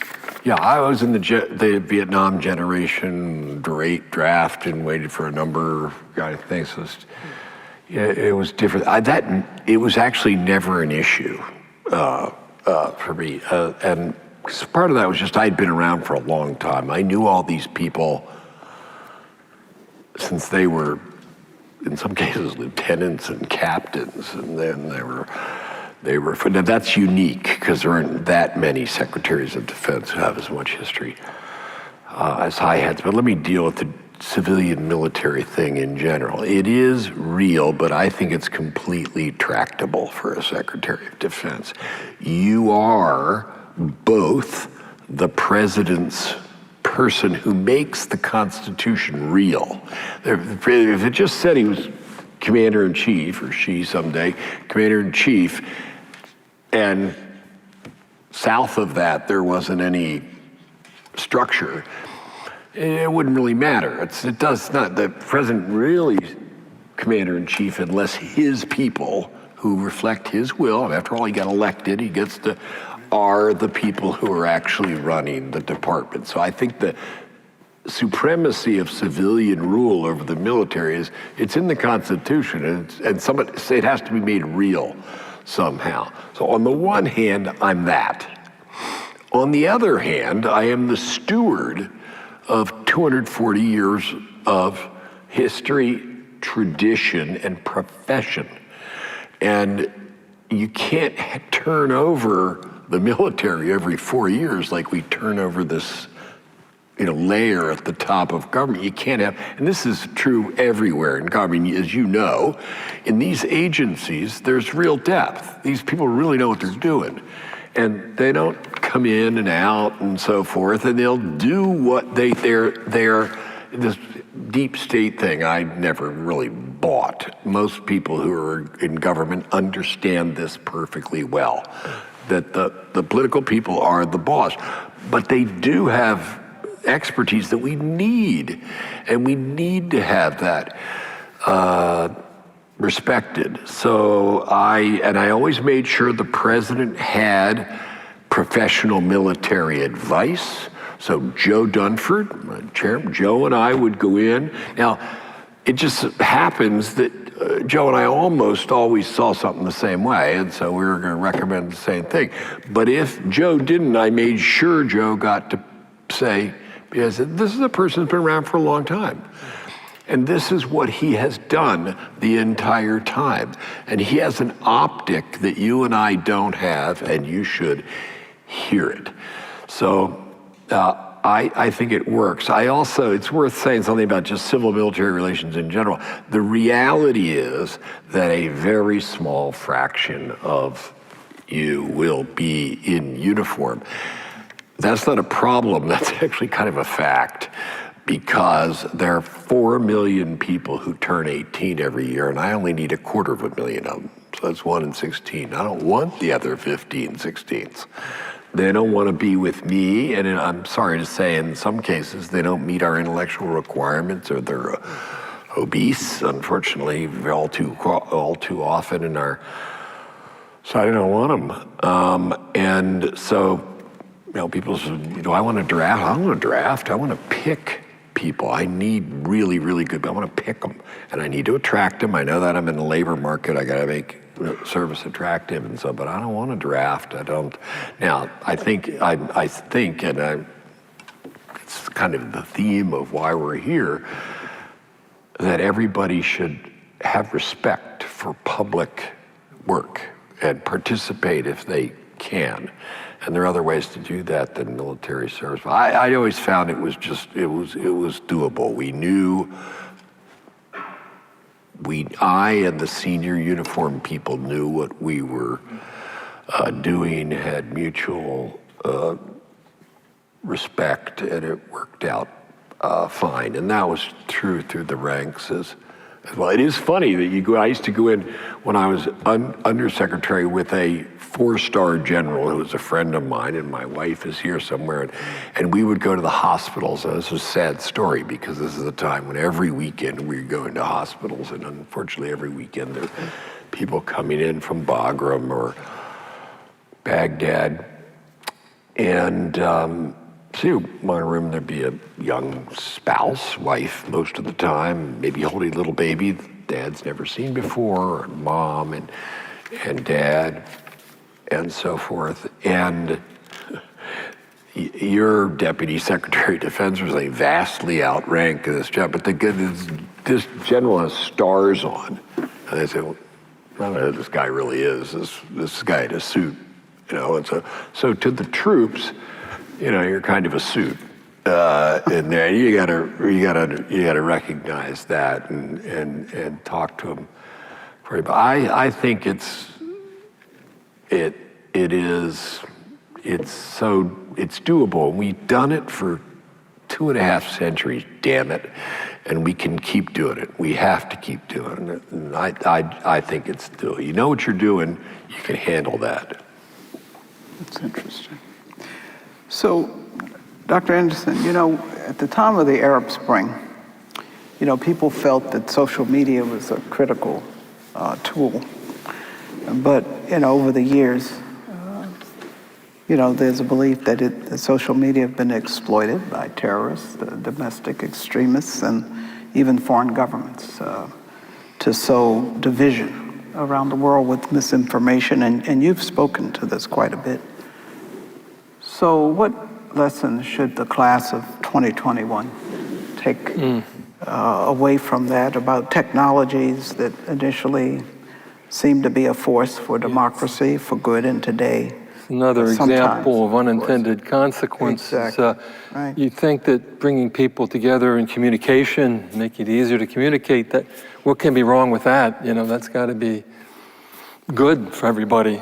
But it has made crime and terrorism easier in some ways. It's helped our police in some ways as well, so it has a double edge there. It also has this aspect of bullying that comes about. I have grandchildren, and the parent, or my children have to be careful in what they're allowed to have in social media, right? And so it's a world that you and I didn't have to worry about at the time. So how good is it? What can be done? I think that the younger generation, especially the engineering computer science people, are going to have to wrestle with this.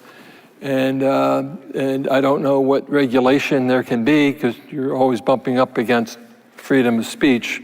But there's, I think something has to be done. I guess what we're saying is our generation created it, and so the younger generation is going to have to fix it in some way. And I'm sorry. That's all I can say. I have to say, I don't, when I was teaching my classes a couple years ago, I would ask the students didn't even use Twitter. They were onto something else. But I don't use Twitter or Facebook or anything like that. I just use an email. But I know that my children do and my grandchildren do, so it's, I'm not a good one to comment on it. But I think the leaders out here graduating tomorrow going to have to do something about it. So Secretary Carter, let me ask you this, because I want to make sure we can have a few questions here from the audience. Now, you've written about China potentially leapfrogging ahead of the U.S. militarily.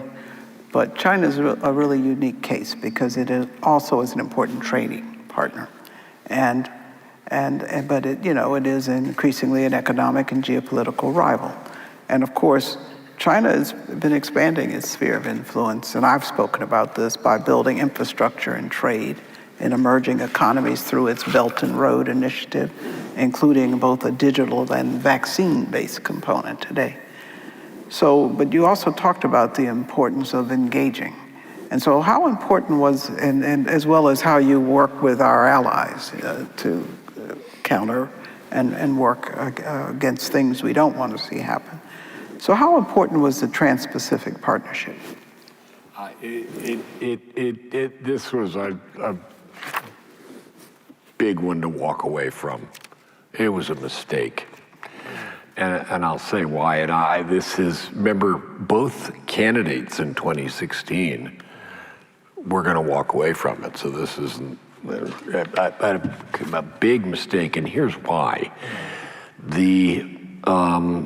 China's a communist dictatorship, right? I mean, it is, and that means that it has certain advantages in the technological economic sphere that our governments don't have, the ability to bring together military, economic, and political power to bear, to pick off a company, to pick off a country.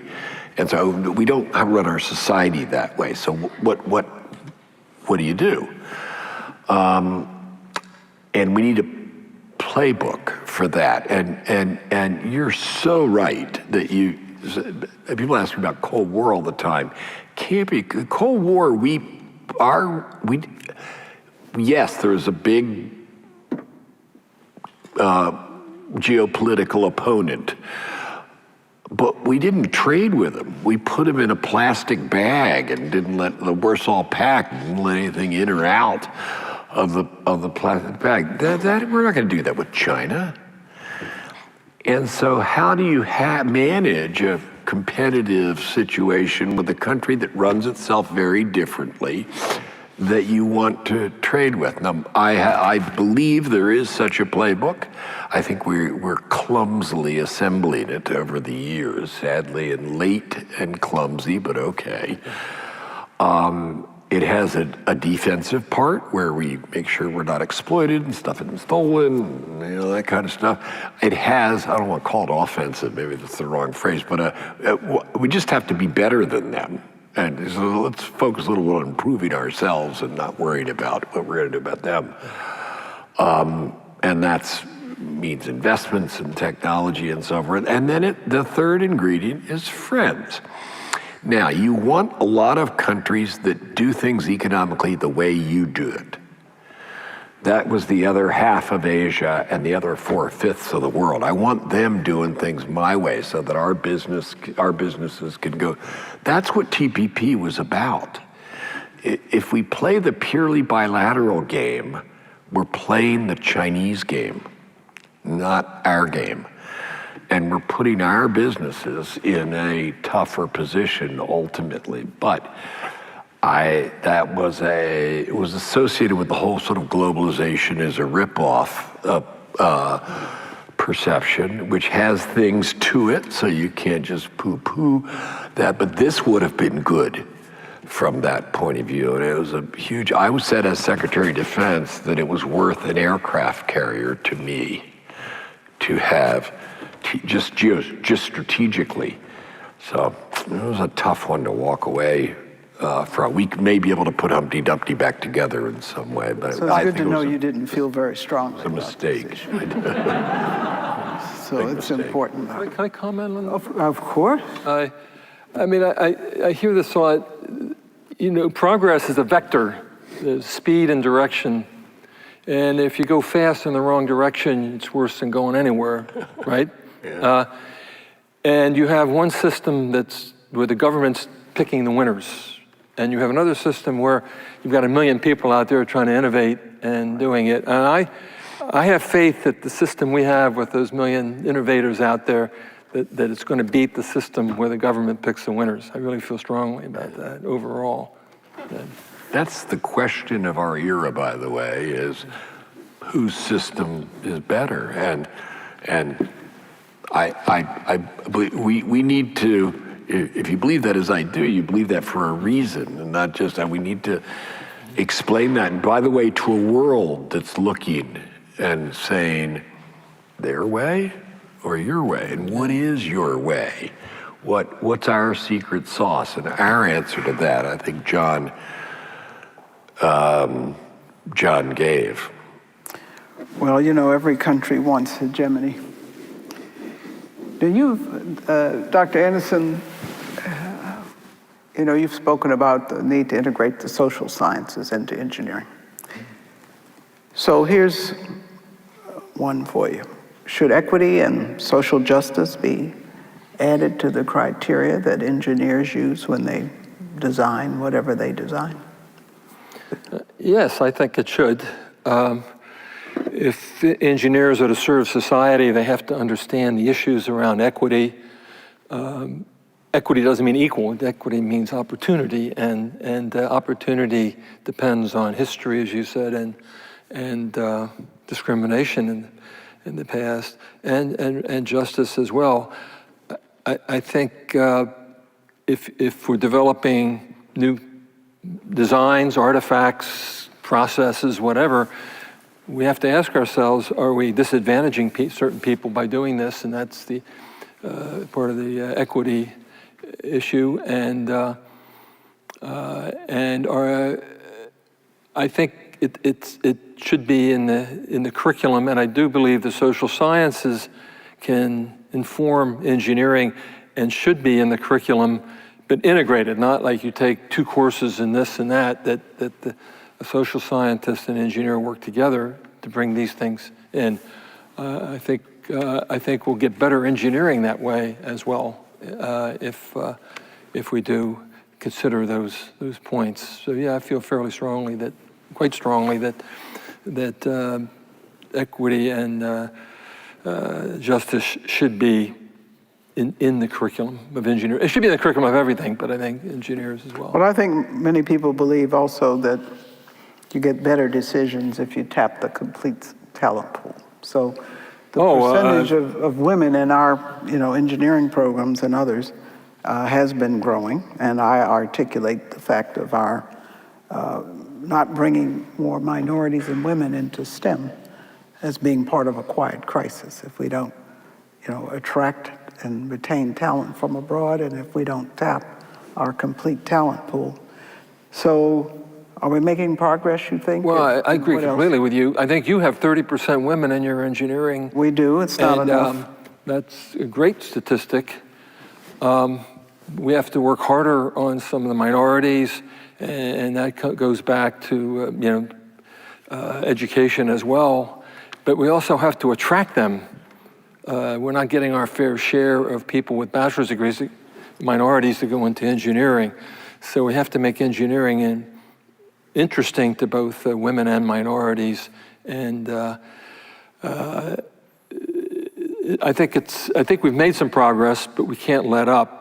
I put together a committee of the National Academy members, National Academy of Engineering members, to look at this question, and we're trying to do some things about it. There's something called the 50K Coalition you might be familiar with, and NACME and other places. We're trying to coordinate the efforts instead of having all these isolated activities going on.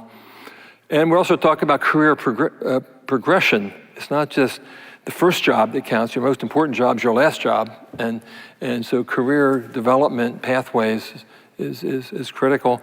I think that community colleges can play an important role in all this, in getting more minorities into, especially in the lower economic, and into engineering fields. Mm-hmm. And Secretary Carter, with what you did with opening up all the positions, military to women, how do you feel about it 5 years later? I feel good about it. It was overdue. Yeah. To the people who'd say this is social policy, not military policy, I say you're not only wrong, as Wolfgang Pauli would say, you're not even wrong. That's upside down. To not choose service members on the basis of qualifications is social policy. I need quality. And if a woman can do the job better than a man, I want a woman doing the job. Now we studied it real hard. And the same thing, there's race, by the way, there's the whole LGBT, all these things are different. They have different histories and different natures. But for the gender thing, we had worked on it really. I mean, we don't just do things. And I don't think good institutions do. We surveyed our people and had some we looked at other places like it's small group behavior and astronauts and SWAT teams. And so how do you mix in close quarters, males and these aren't things that you can just say that's an illegitimate question. This is real world.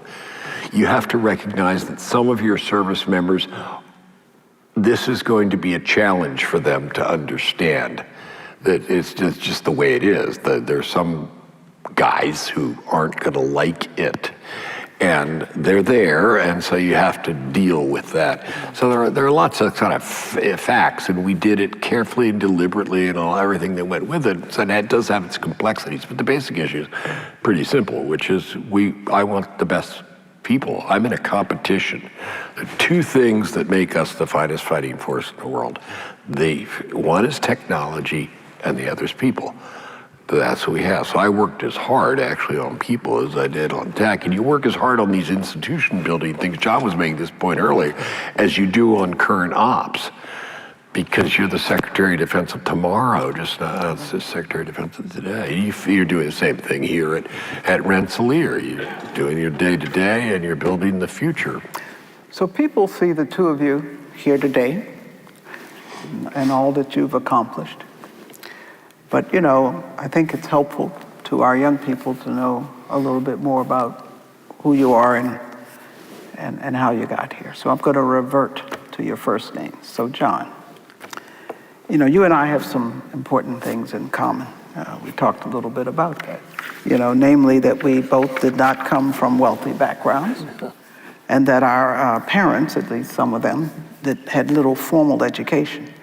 Now, I've spoken about how windows of opportunity opened for me in childhood. It was the Brown versus Board of Education Supreme Court decision that desegregated the public schools, and they were fairly immediately desegregated in Washington, D.C., where I grew up. And that allowed me to attend an excellent public school in my own neighborhood and gave me more competition and so on, which was good for me. And then there was the launch of the Sputnik 1 satellite by the Soviets in 1957. I'm 100 years old, by the way. And then that made policymakers fear that the U.S. was losing or could lose the space race, which was really a science-based defense race. And that led to a great emphasis on science and math in the public schools. And so those two things came together and opened a window in time for me, which I stepped through. But having stepped through the window, then of course it was up to me to try to make something of it. So tell us a little bit about your coming up and what advice could you offer our young people here today? Well, Shirley, you're a little younger than I am. Okay, we're both 100 then. But we do share some things that my parents never got past the 8th grade. They were children of immigrants, but they moved into a rental apartment that we lived in my whole childhood that was a half mile within the border of the best school district in Delaware. So I got to go to school, like you talked, for you it was desegregation, it was the Brown decision. For me, it's where my parents moved, because if I'd have been in the other school district, I'm sure I wouldn't be here right now. So these two examples are things that I call the luck, in a sense, right? I mean, your predecessors didn't have that luck. And we've got, equity means taking the luck out of it in some way and getting where we're going. But anyway, I was able to go to an outstanding high school, and then Sputnik came along, and then they started AP courses and so on. So, I had a great high school education, and And it made the whole difference to me. It was easier for me than you because I'm a white male and you're a woman of color, and it was a lot different. You were more isolated when you went. I read some of your biography. For me, I look like a lot of the other people. So your trek was more difficult, but we did kind of have the same type of background where an education did everything in the world for us, but we still had to work hard. It wasn't something that was handed to us.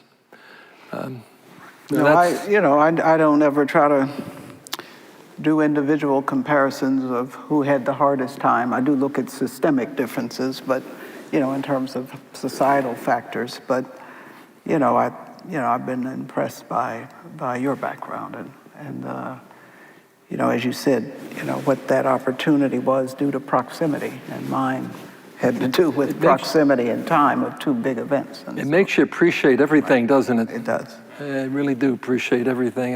And I wake up, I actually think about that now. I've been thinking about it for several decades of where my parents lived. I just thinking that's like a coin flip in a sense at that particular point. Thank you for asking. And now, Secretary Carter, and I hope I'm not treading too deeply here, but one could say that your childhood had elements that could be described as Gothic, and not because of your parents, because it wasn't having to do with how your parents treated you. Your father actually, I think, was a psychiatrist and a neurologist. Administrator, yeah. But it's what you saw. And could you tell us something about some of what you saw and experienced? And how did that, it gave you a view, in a sense, into the dark side of human experience. And how did that influence your life? Yeah, I grew up fast in Philadelphia, and so I did things that early, and then fortunately stopped in time to clean up my act and get. And I too had the benefit of an excellent public school. We need to remember that. Our public schools allowed that it's not just the quality of the education, the experience. I went to public school where lots of people were mixed up, and I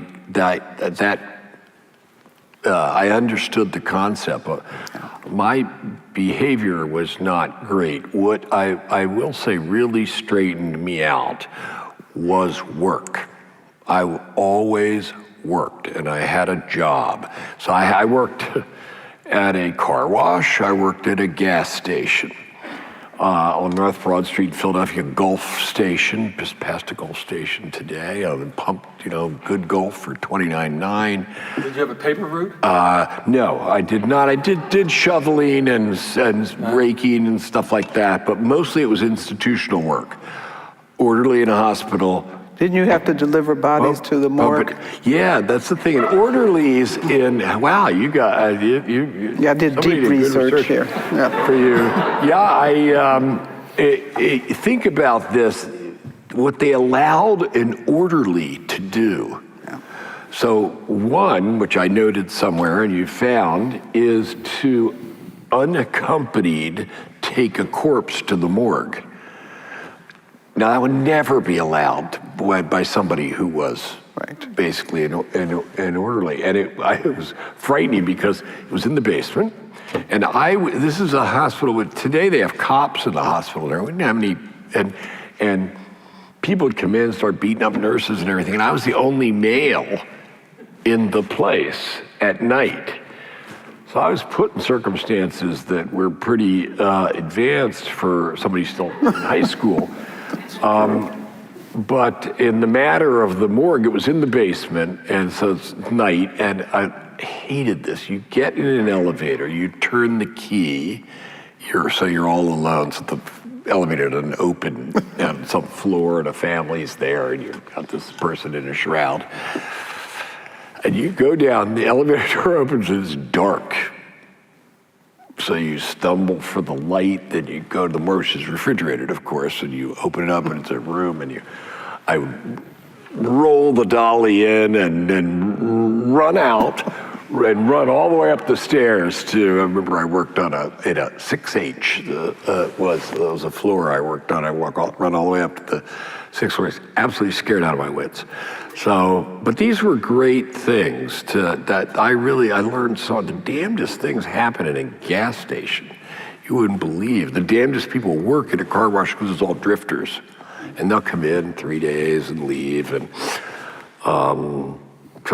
I really encourage people to, I think public schools are a civic experience, and work, which is as much as an educational experience, and work is a great thing to not only for your discipline and yourself, but you see the world and you see people. And I every one of those jobs I treasured, a fishing boat, odds and ends, this and that, but wow, the people were great. And you don't see now in my life, I don't see those people nearly as often. And so that and sports are the way you got to know people who aren't technologists, aren't professors, aren't and really good. Well, you talked about being an orderly in a hospital. I did volunteer work in a hospital when I was a freshman at MIT, and I worked in a pediatric ward. And so you see these very young children with very serious problems.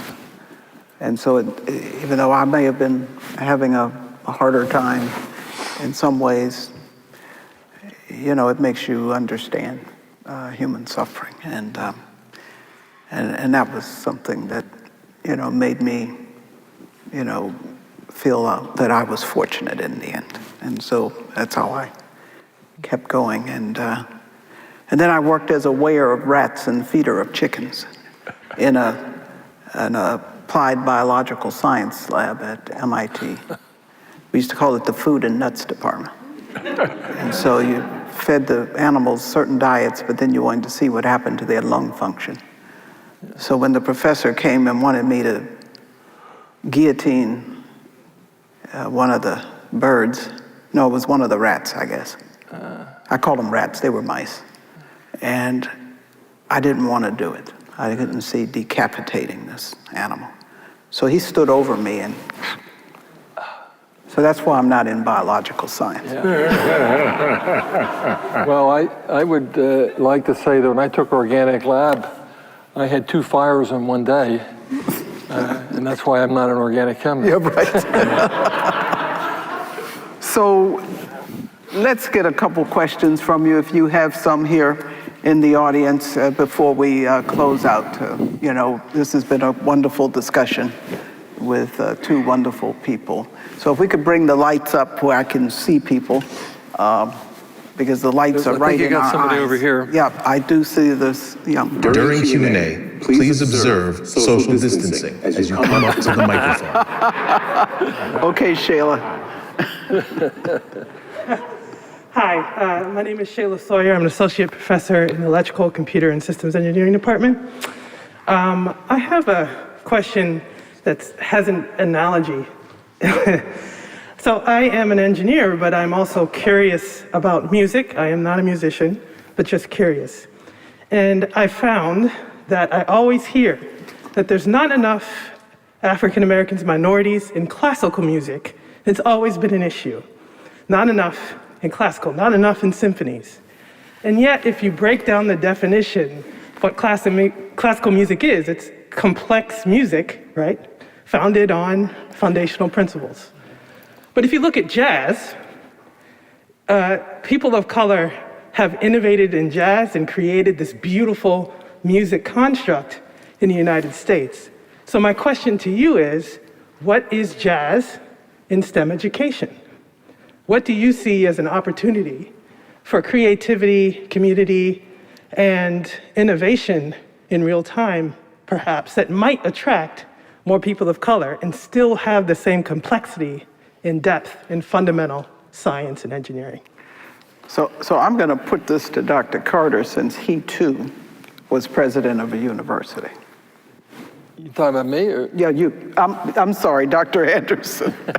He's a Dr. Carter too, by the way. You're supposed to give him the hard questions. No.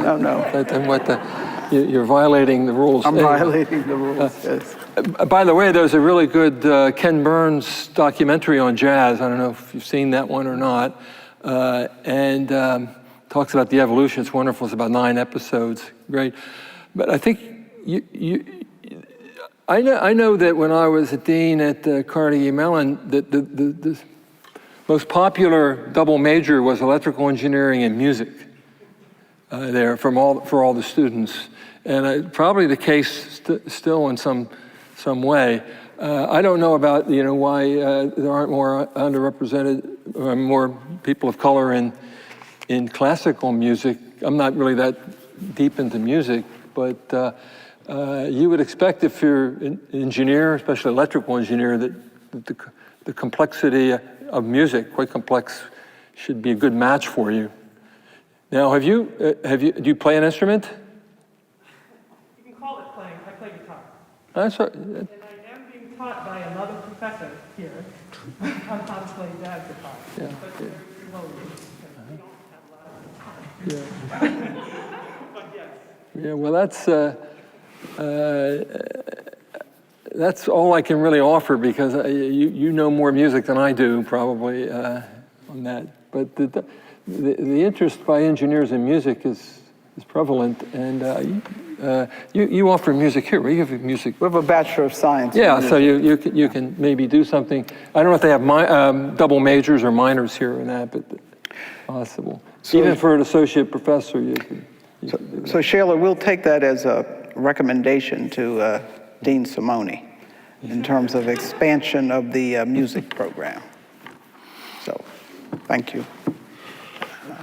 You studied medieval history, however. I did, and I guess that's I was a percussionist, so one-note person, so I can't really relate to the music thing. But I do think we ought to think deeply about complementarity in science and what draws people's minds in, because it's different. Sometimes it's beauty, sometimes it's usefulness, sometimes it's, and if you're gonna, I do what I do now, which is I'm at a university because it's a way of contributing and giving back. I can't run half the federal government anymore. How do you make a contribution? Well, that's my way of making a contribution. And so you're always trying to figure out, how do you entice people to be interested in technology?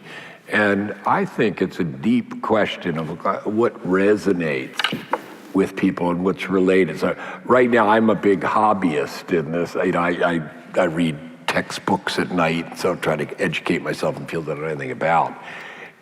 And I study things just for the hell of it, and it's just because it's kind of beautiful. There's a podcast I'm listening now, and I recommend to you, called My Favorite Theorem, which is a math thing, and you just, when you're out working out, you listen to this. And so why is a theorem a favorite of a mathematician? And they tell you why they have a favorite theorem, and it's something else. It's not a mathematical thing. It speaks to them in some other way. And I think that we ought to think hard about that question when we're trying to interest people in science and engineering. And whatever angle you can get in is great. And understanding, I think, where people are coming from helps. So let's try to get through these questions from these 5 young people, please. Good evening, Dr. Jackson. My name is Peter Chinberg. I'm a mechanical engineer graduating tomorrow. My question kind of pertains to your setting the trajectory, as you mentioned with Brown v. Board earlier, but on a more micro sense. As a white male coming from a pretty privileged background, my path to STEM started with a dad who was, originated in the trades and grew a business around that, had some sort of technical exposure. But my question for you personally is, did you have a personal champion to push you technically, and how to institutionalize that on a very micro personal scale to increase that 30% of females in the mechanical engineering or main department? Well, I don't know that I can give you as direct an answer as you might like, but I'll say this to you. My greatest mentors and were my parents. Now, my father never graduated from high school, but he was gifted mechanically and knew a lot of math things he could do in his head. My father is also a World War II veteran, and he was actually in Normandy on D-Day in a segregated unit. And the rudders of the vehicles bringing the supplies to shore kept breaking and bringing some troops. And so he figured out a way to do a special mechanical splice to give some rudder control. And they ended up teaching his method to all maintenance units in France. But then, you know, my father didn't have the chance to then come back and finish high school and go to college and so forth. But he always encouraged me, and you know, in our day, we developed film, and you know, he taught me that, and we would design and race go-karts. And my sisters, see, I have two sisters. I had a brother who passed away when he was younger, in his 30s. But my two sisters we were the older ones. And so he gave us a lot of attention. So he taught us things about, you know, the aerodynamics and so forth. So I think that kind of early exposure and encouragement is so important. But then, you know, one has what one may call witting and unwitting mentors. And there are a lot of discussions and creation of mentorship programs. But you know, I have found through my career that early on, no, I didn't have particular mentors, and when I went to college. But then I think there were some kind of invisible hands that watched what I did and opened some doors for me that I found out about later. And so I think, you know, we all kind of come out of the lived experience we come out of, and none of us should apologize for that. But I do think that it is incumbent upon people like me, Secretary Carter, Dr. Anderson, and he was the president of a technological university as well, to set a tone and to make decisions that can change the institution. Now, I've spent a lot of time here doing things that I think were fundamental to the very thriving and surviving of the institution. And in the early years, less on these topics. But I think we have made great progress, but we're not where we should be, particularly with underrepresented minorities, but especially with women. I mean, my alma mater, which I never speak about too much, has about 45 to 50% women in their entering classes. And so I think one has to set goals across the board. But also I think one has to kind of create a campus climate and a welcoming atmosphere that's welcoming for everybody. And then to institutionalize it. You can't make everybody like everybody or love everybody, but you can say, you know, what behaviors are tolerated or not. And I think that's very important. So thank you for the question. Please. Good evening. My name is Catherine Crawford, and I'm also graduating with a degree in mechanical engineering tomorrow. Great. Very exciting. My question is related to the topic that was brought up about making this industry interesting. I definitely believe it's already interesting. We have Dr. Jackson sitting in front of us, and we have the percentages we have today with RPI, MIT, et cetera. But where do we go from here on the next stages in making the environment in our educational, professional spheres inhabitable for these underrepresented groups? And do you think maybe the adaptability and problems presented with the COVID-19 pandemic could have accelerated making the place more accessible for people with disabilities, women, minorities, et cetera? Well, I'm going to turn the question back to you in a minute, because you've lived it to tell us what you think are some of the things we should think about. But we are about to launch a campus climate survey, where we do want to probe more deeply how people feel about their experience here, about their lived experience here, about things that, you know, are helpful or not. And then I am creating a university-wide task force to take the results of those to say, what then are we really going to do about what we learn? And then create things that institutionalize change. Now, I tend not to like initiatives. We do initiatives, but why do I say it that way? It's because initiative has an implication. Now, it's a start. You could say we initiate things. But too often people think of initiatives as something that's going to be around for a fleeting period of time. And the real challenge we have is embedding it into what we do every day. So we have to put it into how we manage the place. We have to have the faculty buy into it because they're the ones here the longest. And so these are some of the things we're going to try to get to the bottom of within the next year. And you coming here for grad school? Because you could stick around and help us out here. I'm in the workforce. Thank you. Yeah. So what are your thoughts, quickly? What do you think? My thoughts come back to something that was discussed in one of the first questions tonight, was how you frame things when you talk to people. Don't tell people no, because they're coming from different perspectives with you. Ask maybe why they think that way, or encourage them, give them that extra bit of confidence that they might not have if they've never been told their entire lives it's even a possibility for them. The first time they hear no, even in passing, can be really destroying and impactful. So keeping other people's perspectives at the forefront and asking what makes them motivated and why they see things their way is crucial. Great. Well, thank you. Thank you for that. Please. Hi, my name is Luke Trainer. I'm a chemical engineer graduating tomorrow as well. And my question is directed specifically at Secretary Carter.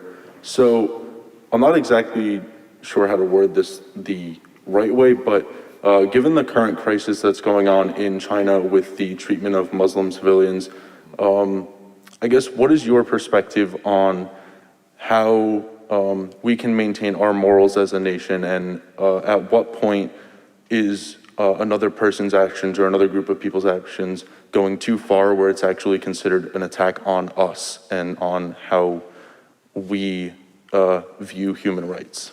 Well, that's a really good question. There are two parts to it. The first is,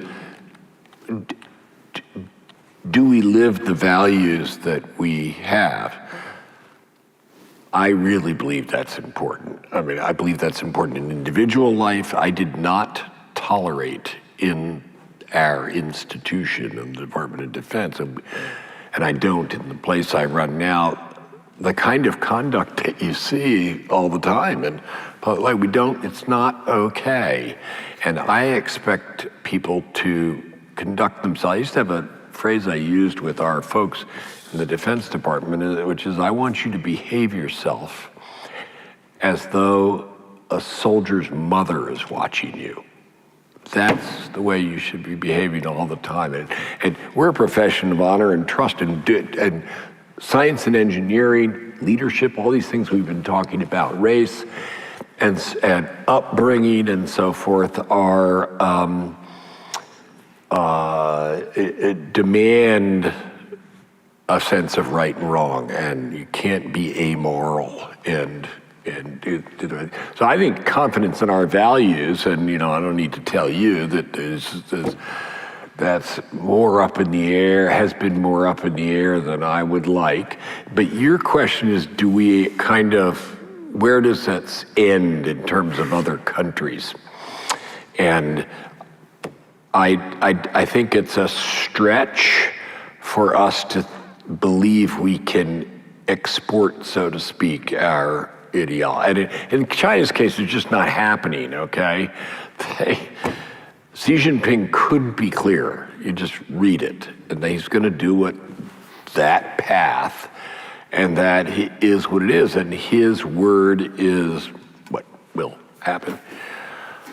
In China, and I don't want to start World War III over that, I'm clear about that in my own case, and I do think our values are a part of, at our best, our relationship with the rest of the world and fundamentally our security. But I think there's a limit to the sense in which you can export it. And we have, at times, I'm sorry to say, with good intentions, intervened in a situation, and the net result over time has not been good for us. So you take that on as a foreign policy matter with, you really got to have some respect for what you don't know and the differentness of places and the rights of people to be what they are and right there. At the same time, I think we need to know who we are. And I believe in our values. I mean, the values of the Enlightenment, I really do. And that's not, it's not Chinese thing, but it is our thing. It's my thing. And I want to stick with it.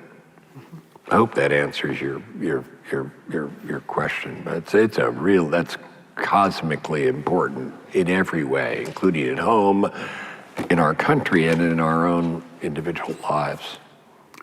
Thank you. So let's hear from these two young people. I'll start with the gentleman in the red. Thank you. Excuse me. My name is Grant Block. I'm graduating tomorrow with a degree in physics and computer science. And my question, I guess, is directed for everybody on the panel. And so I'm interested in public policy or politics, but I know me and probably many people here are going into academia or industry and won't have a chance to, I guess, interact directly with the public sector or policy in our careers. So my question would just be, how would you all recommend professionally that we can contribute to politics or societal change or policy through our careers and professional lives? Well, there is some opportunity, what they call fellows, and usually they're PhD graduates in science and engineering. And they work in policy environments. They don't make policy, but they work as staffers in agencies and policies. And they're throughout the organizations in Washington. We hire a couple every year as well. And we do have a policy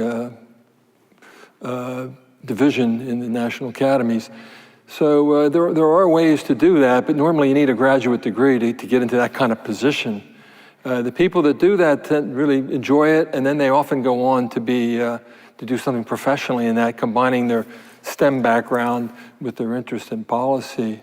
So you'd have to be thinking about a graduate degree in a STEM field to really get that for them. That's exactly right. Give it a try. We have to have more ways that people could try and come in and stay. Well, you could be a staffer. You could go and just be a staffer in Congress, right? And you could. You don't get paid very much. You need a second source of income, I think, if you do that. But there's a lot of young staffers, men and women, who work for people in Congress, senators and House members, and some of those are on committees that are really important to policy decisions, especially in the technology. And that's another way to do it. If you want to spend a couple years in DC and start at the low rung, in a sense, but given your background at RPI and physics, you probably move up a bit in that staff position. That would be my if you don't want to go to grad school for it, that'd be my recommendation. So, let me tell you a little bit about my checkered career. So it's either blessing or a curse. I actually did theoretical physics research for 15 years at Bell Labs.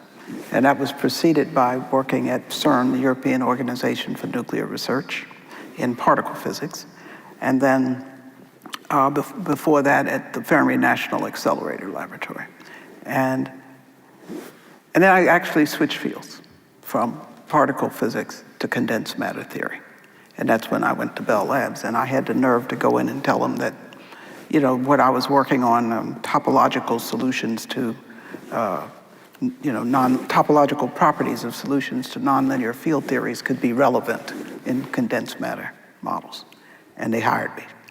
So I think you have to try to create credibility in wherever and whatever you do. to get something that's on the record, as it were. And this man did a very nice piece of work on, beta decay, and so there are different ways you make your mark. The other is, I've never been a binary person. So as I went along at Bell Labs, I actually was doing things in the state having to do with science, technology, and public policy.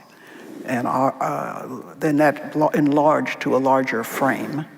And then I think that had to do with my ending up with a presidential appointment. Now, there can be a moment which you come to where you have to then decide, are you going to stay purely on the path of the science and the scientific research? Because if the responsibility you've been asked to take on is big enough, you got to devote yourself to that. But then you draw on that background that you have to, deal with complexity and to understand what risk is and to really make decisions, in a frame that's informed by all these things. And so I don't know if the two of you would agree with that, but that's, how I see it. But if you want some credibility as a physicist, an advanced degree is helpful. Thank you. And please, Hi, I'm Nick Pizzullo. I'll be graduating tomorrow too as a mechanical engineer. My question is also mostly for Secretary Carter. At the end of the Obama administration, it was said that the greatest threat to the United States was a nuclear war with North Korea. And the president of the next administration ended up meeting with the leader of North Korea. And there were some rumors that the Pentagon might not have been too happy about that because it gave some credibility to the North Korean government. But we did end up avoiding a nuclear war with North Korea. And do you think that that was an effective way to do it? And how do you think we effectively avoided that war with North Korea? First of all, we can't tell, and this is a terrible fact in international affairs, we can't tell why there was no war. We hadn't been a war for 50 years on the Korean Peninsula, and there's been a lot of other stuff going on. The South Korean government has been making peace overtures to North Korea. North Korea isn't in the same economic situation it was, say, in the 1990s. So there's lots of stuff going on, and unfortunately, it's like, why wasn't there a third world war? And you have beliefs, and you'd like to believe partly it was because of us, and we'd like to believe in this case this was because our president did one thing, but other presidents have done other things, and there hadn't been a war either with North Korea, so it's hard to know. I do know this because I've dealt with the North Koreans. It's a one of a kind place, and I do not object at all to the president doing that. It's unusual, but in general, when you're bargaining, which is what the North Koreans are very transactional in that way, you get something for something you give. And one thing they've always wanted is a meeting with the U.S. president. And all the presidents before them have refused to do so unless they took action to halt and diminish and ultimately eliminate their nuclear arsenal. And so we gave something for not that. That was a big change, and that is not my bargaining style. But anyway, it's a hard question. You can't answer in history. And I do not. I think when people do something that's out of the groove in international affairs, it's easy to tisk and say, oh, you just don't do that. So I don't feel that way. I don't mind that about it. But was it shrewd? Was it successful? Those are good questions. And you don't know. And remember, they're still out there. And they're still building, and we're just not caring as much. So it diffused it in our society. And among our friends and allies, very much, but that's not the same as getting rid of the nukes. Well, also, I would say the following, that, you know, these things tend to have multi-year and sometimes multi-generational tails.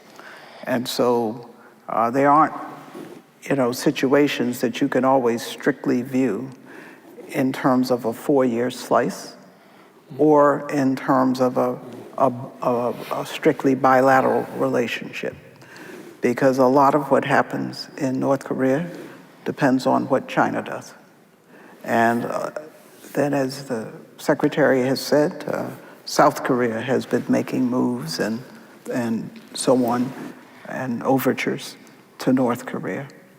And we were on a path years ago of getting North Korea to give up, or at least Up entirely. right, a lot of what they were doing. But then, you know, there's a shift in policy or affect, and things go a different way. So I would just say to you that most things in the international sphere have continuity. And so in a way, you know, there's a judgment by the given leader and leadership at the time. But as the Secretary says, we haven't been at war directly. We never made formal peace with North Korea, but we haven't been fighting actually since the Korean War. So you have to be careful what window you look at relative to these things. I don't know if you agree with that, Secretary. I do. Yeah. I thought we made formal peace at the end of the Korean War. We did not? It's an armistice, not a. For starters, we can't do it. The war is with the UN, interesting. It's very weird. It goes back, as you, I'm sure you know, sounds like you studied it. A long time, but the fact remains that whether people talk about it as much in the United States or not, they still have them. That's right. Still, and so if you're just worried about the facts are as they were, but it's much less in the headlines now.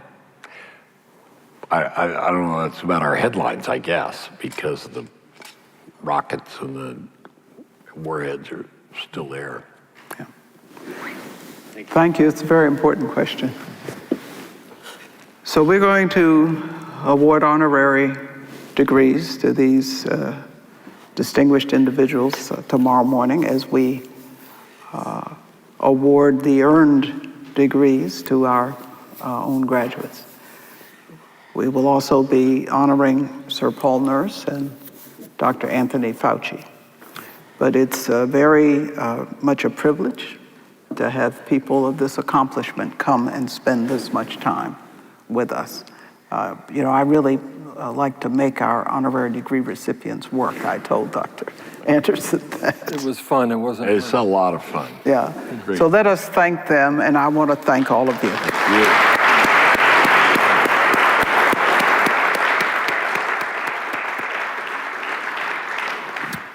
Have a great evening. I'll see you in the morning. Thank you. Please observe social distancing and remain in your seats until ushers direct you to exit row by row.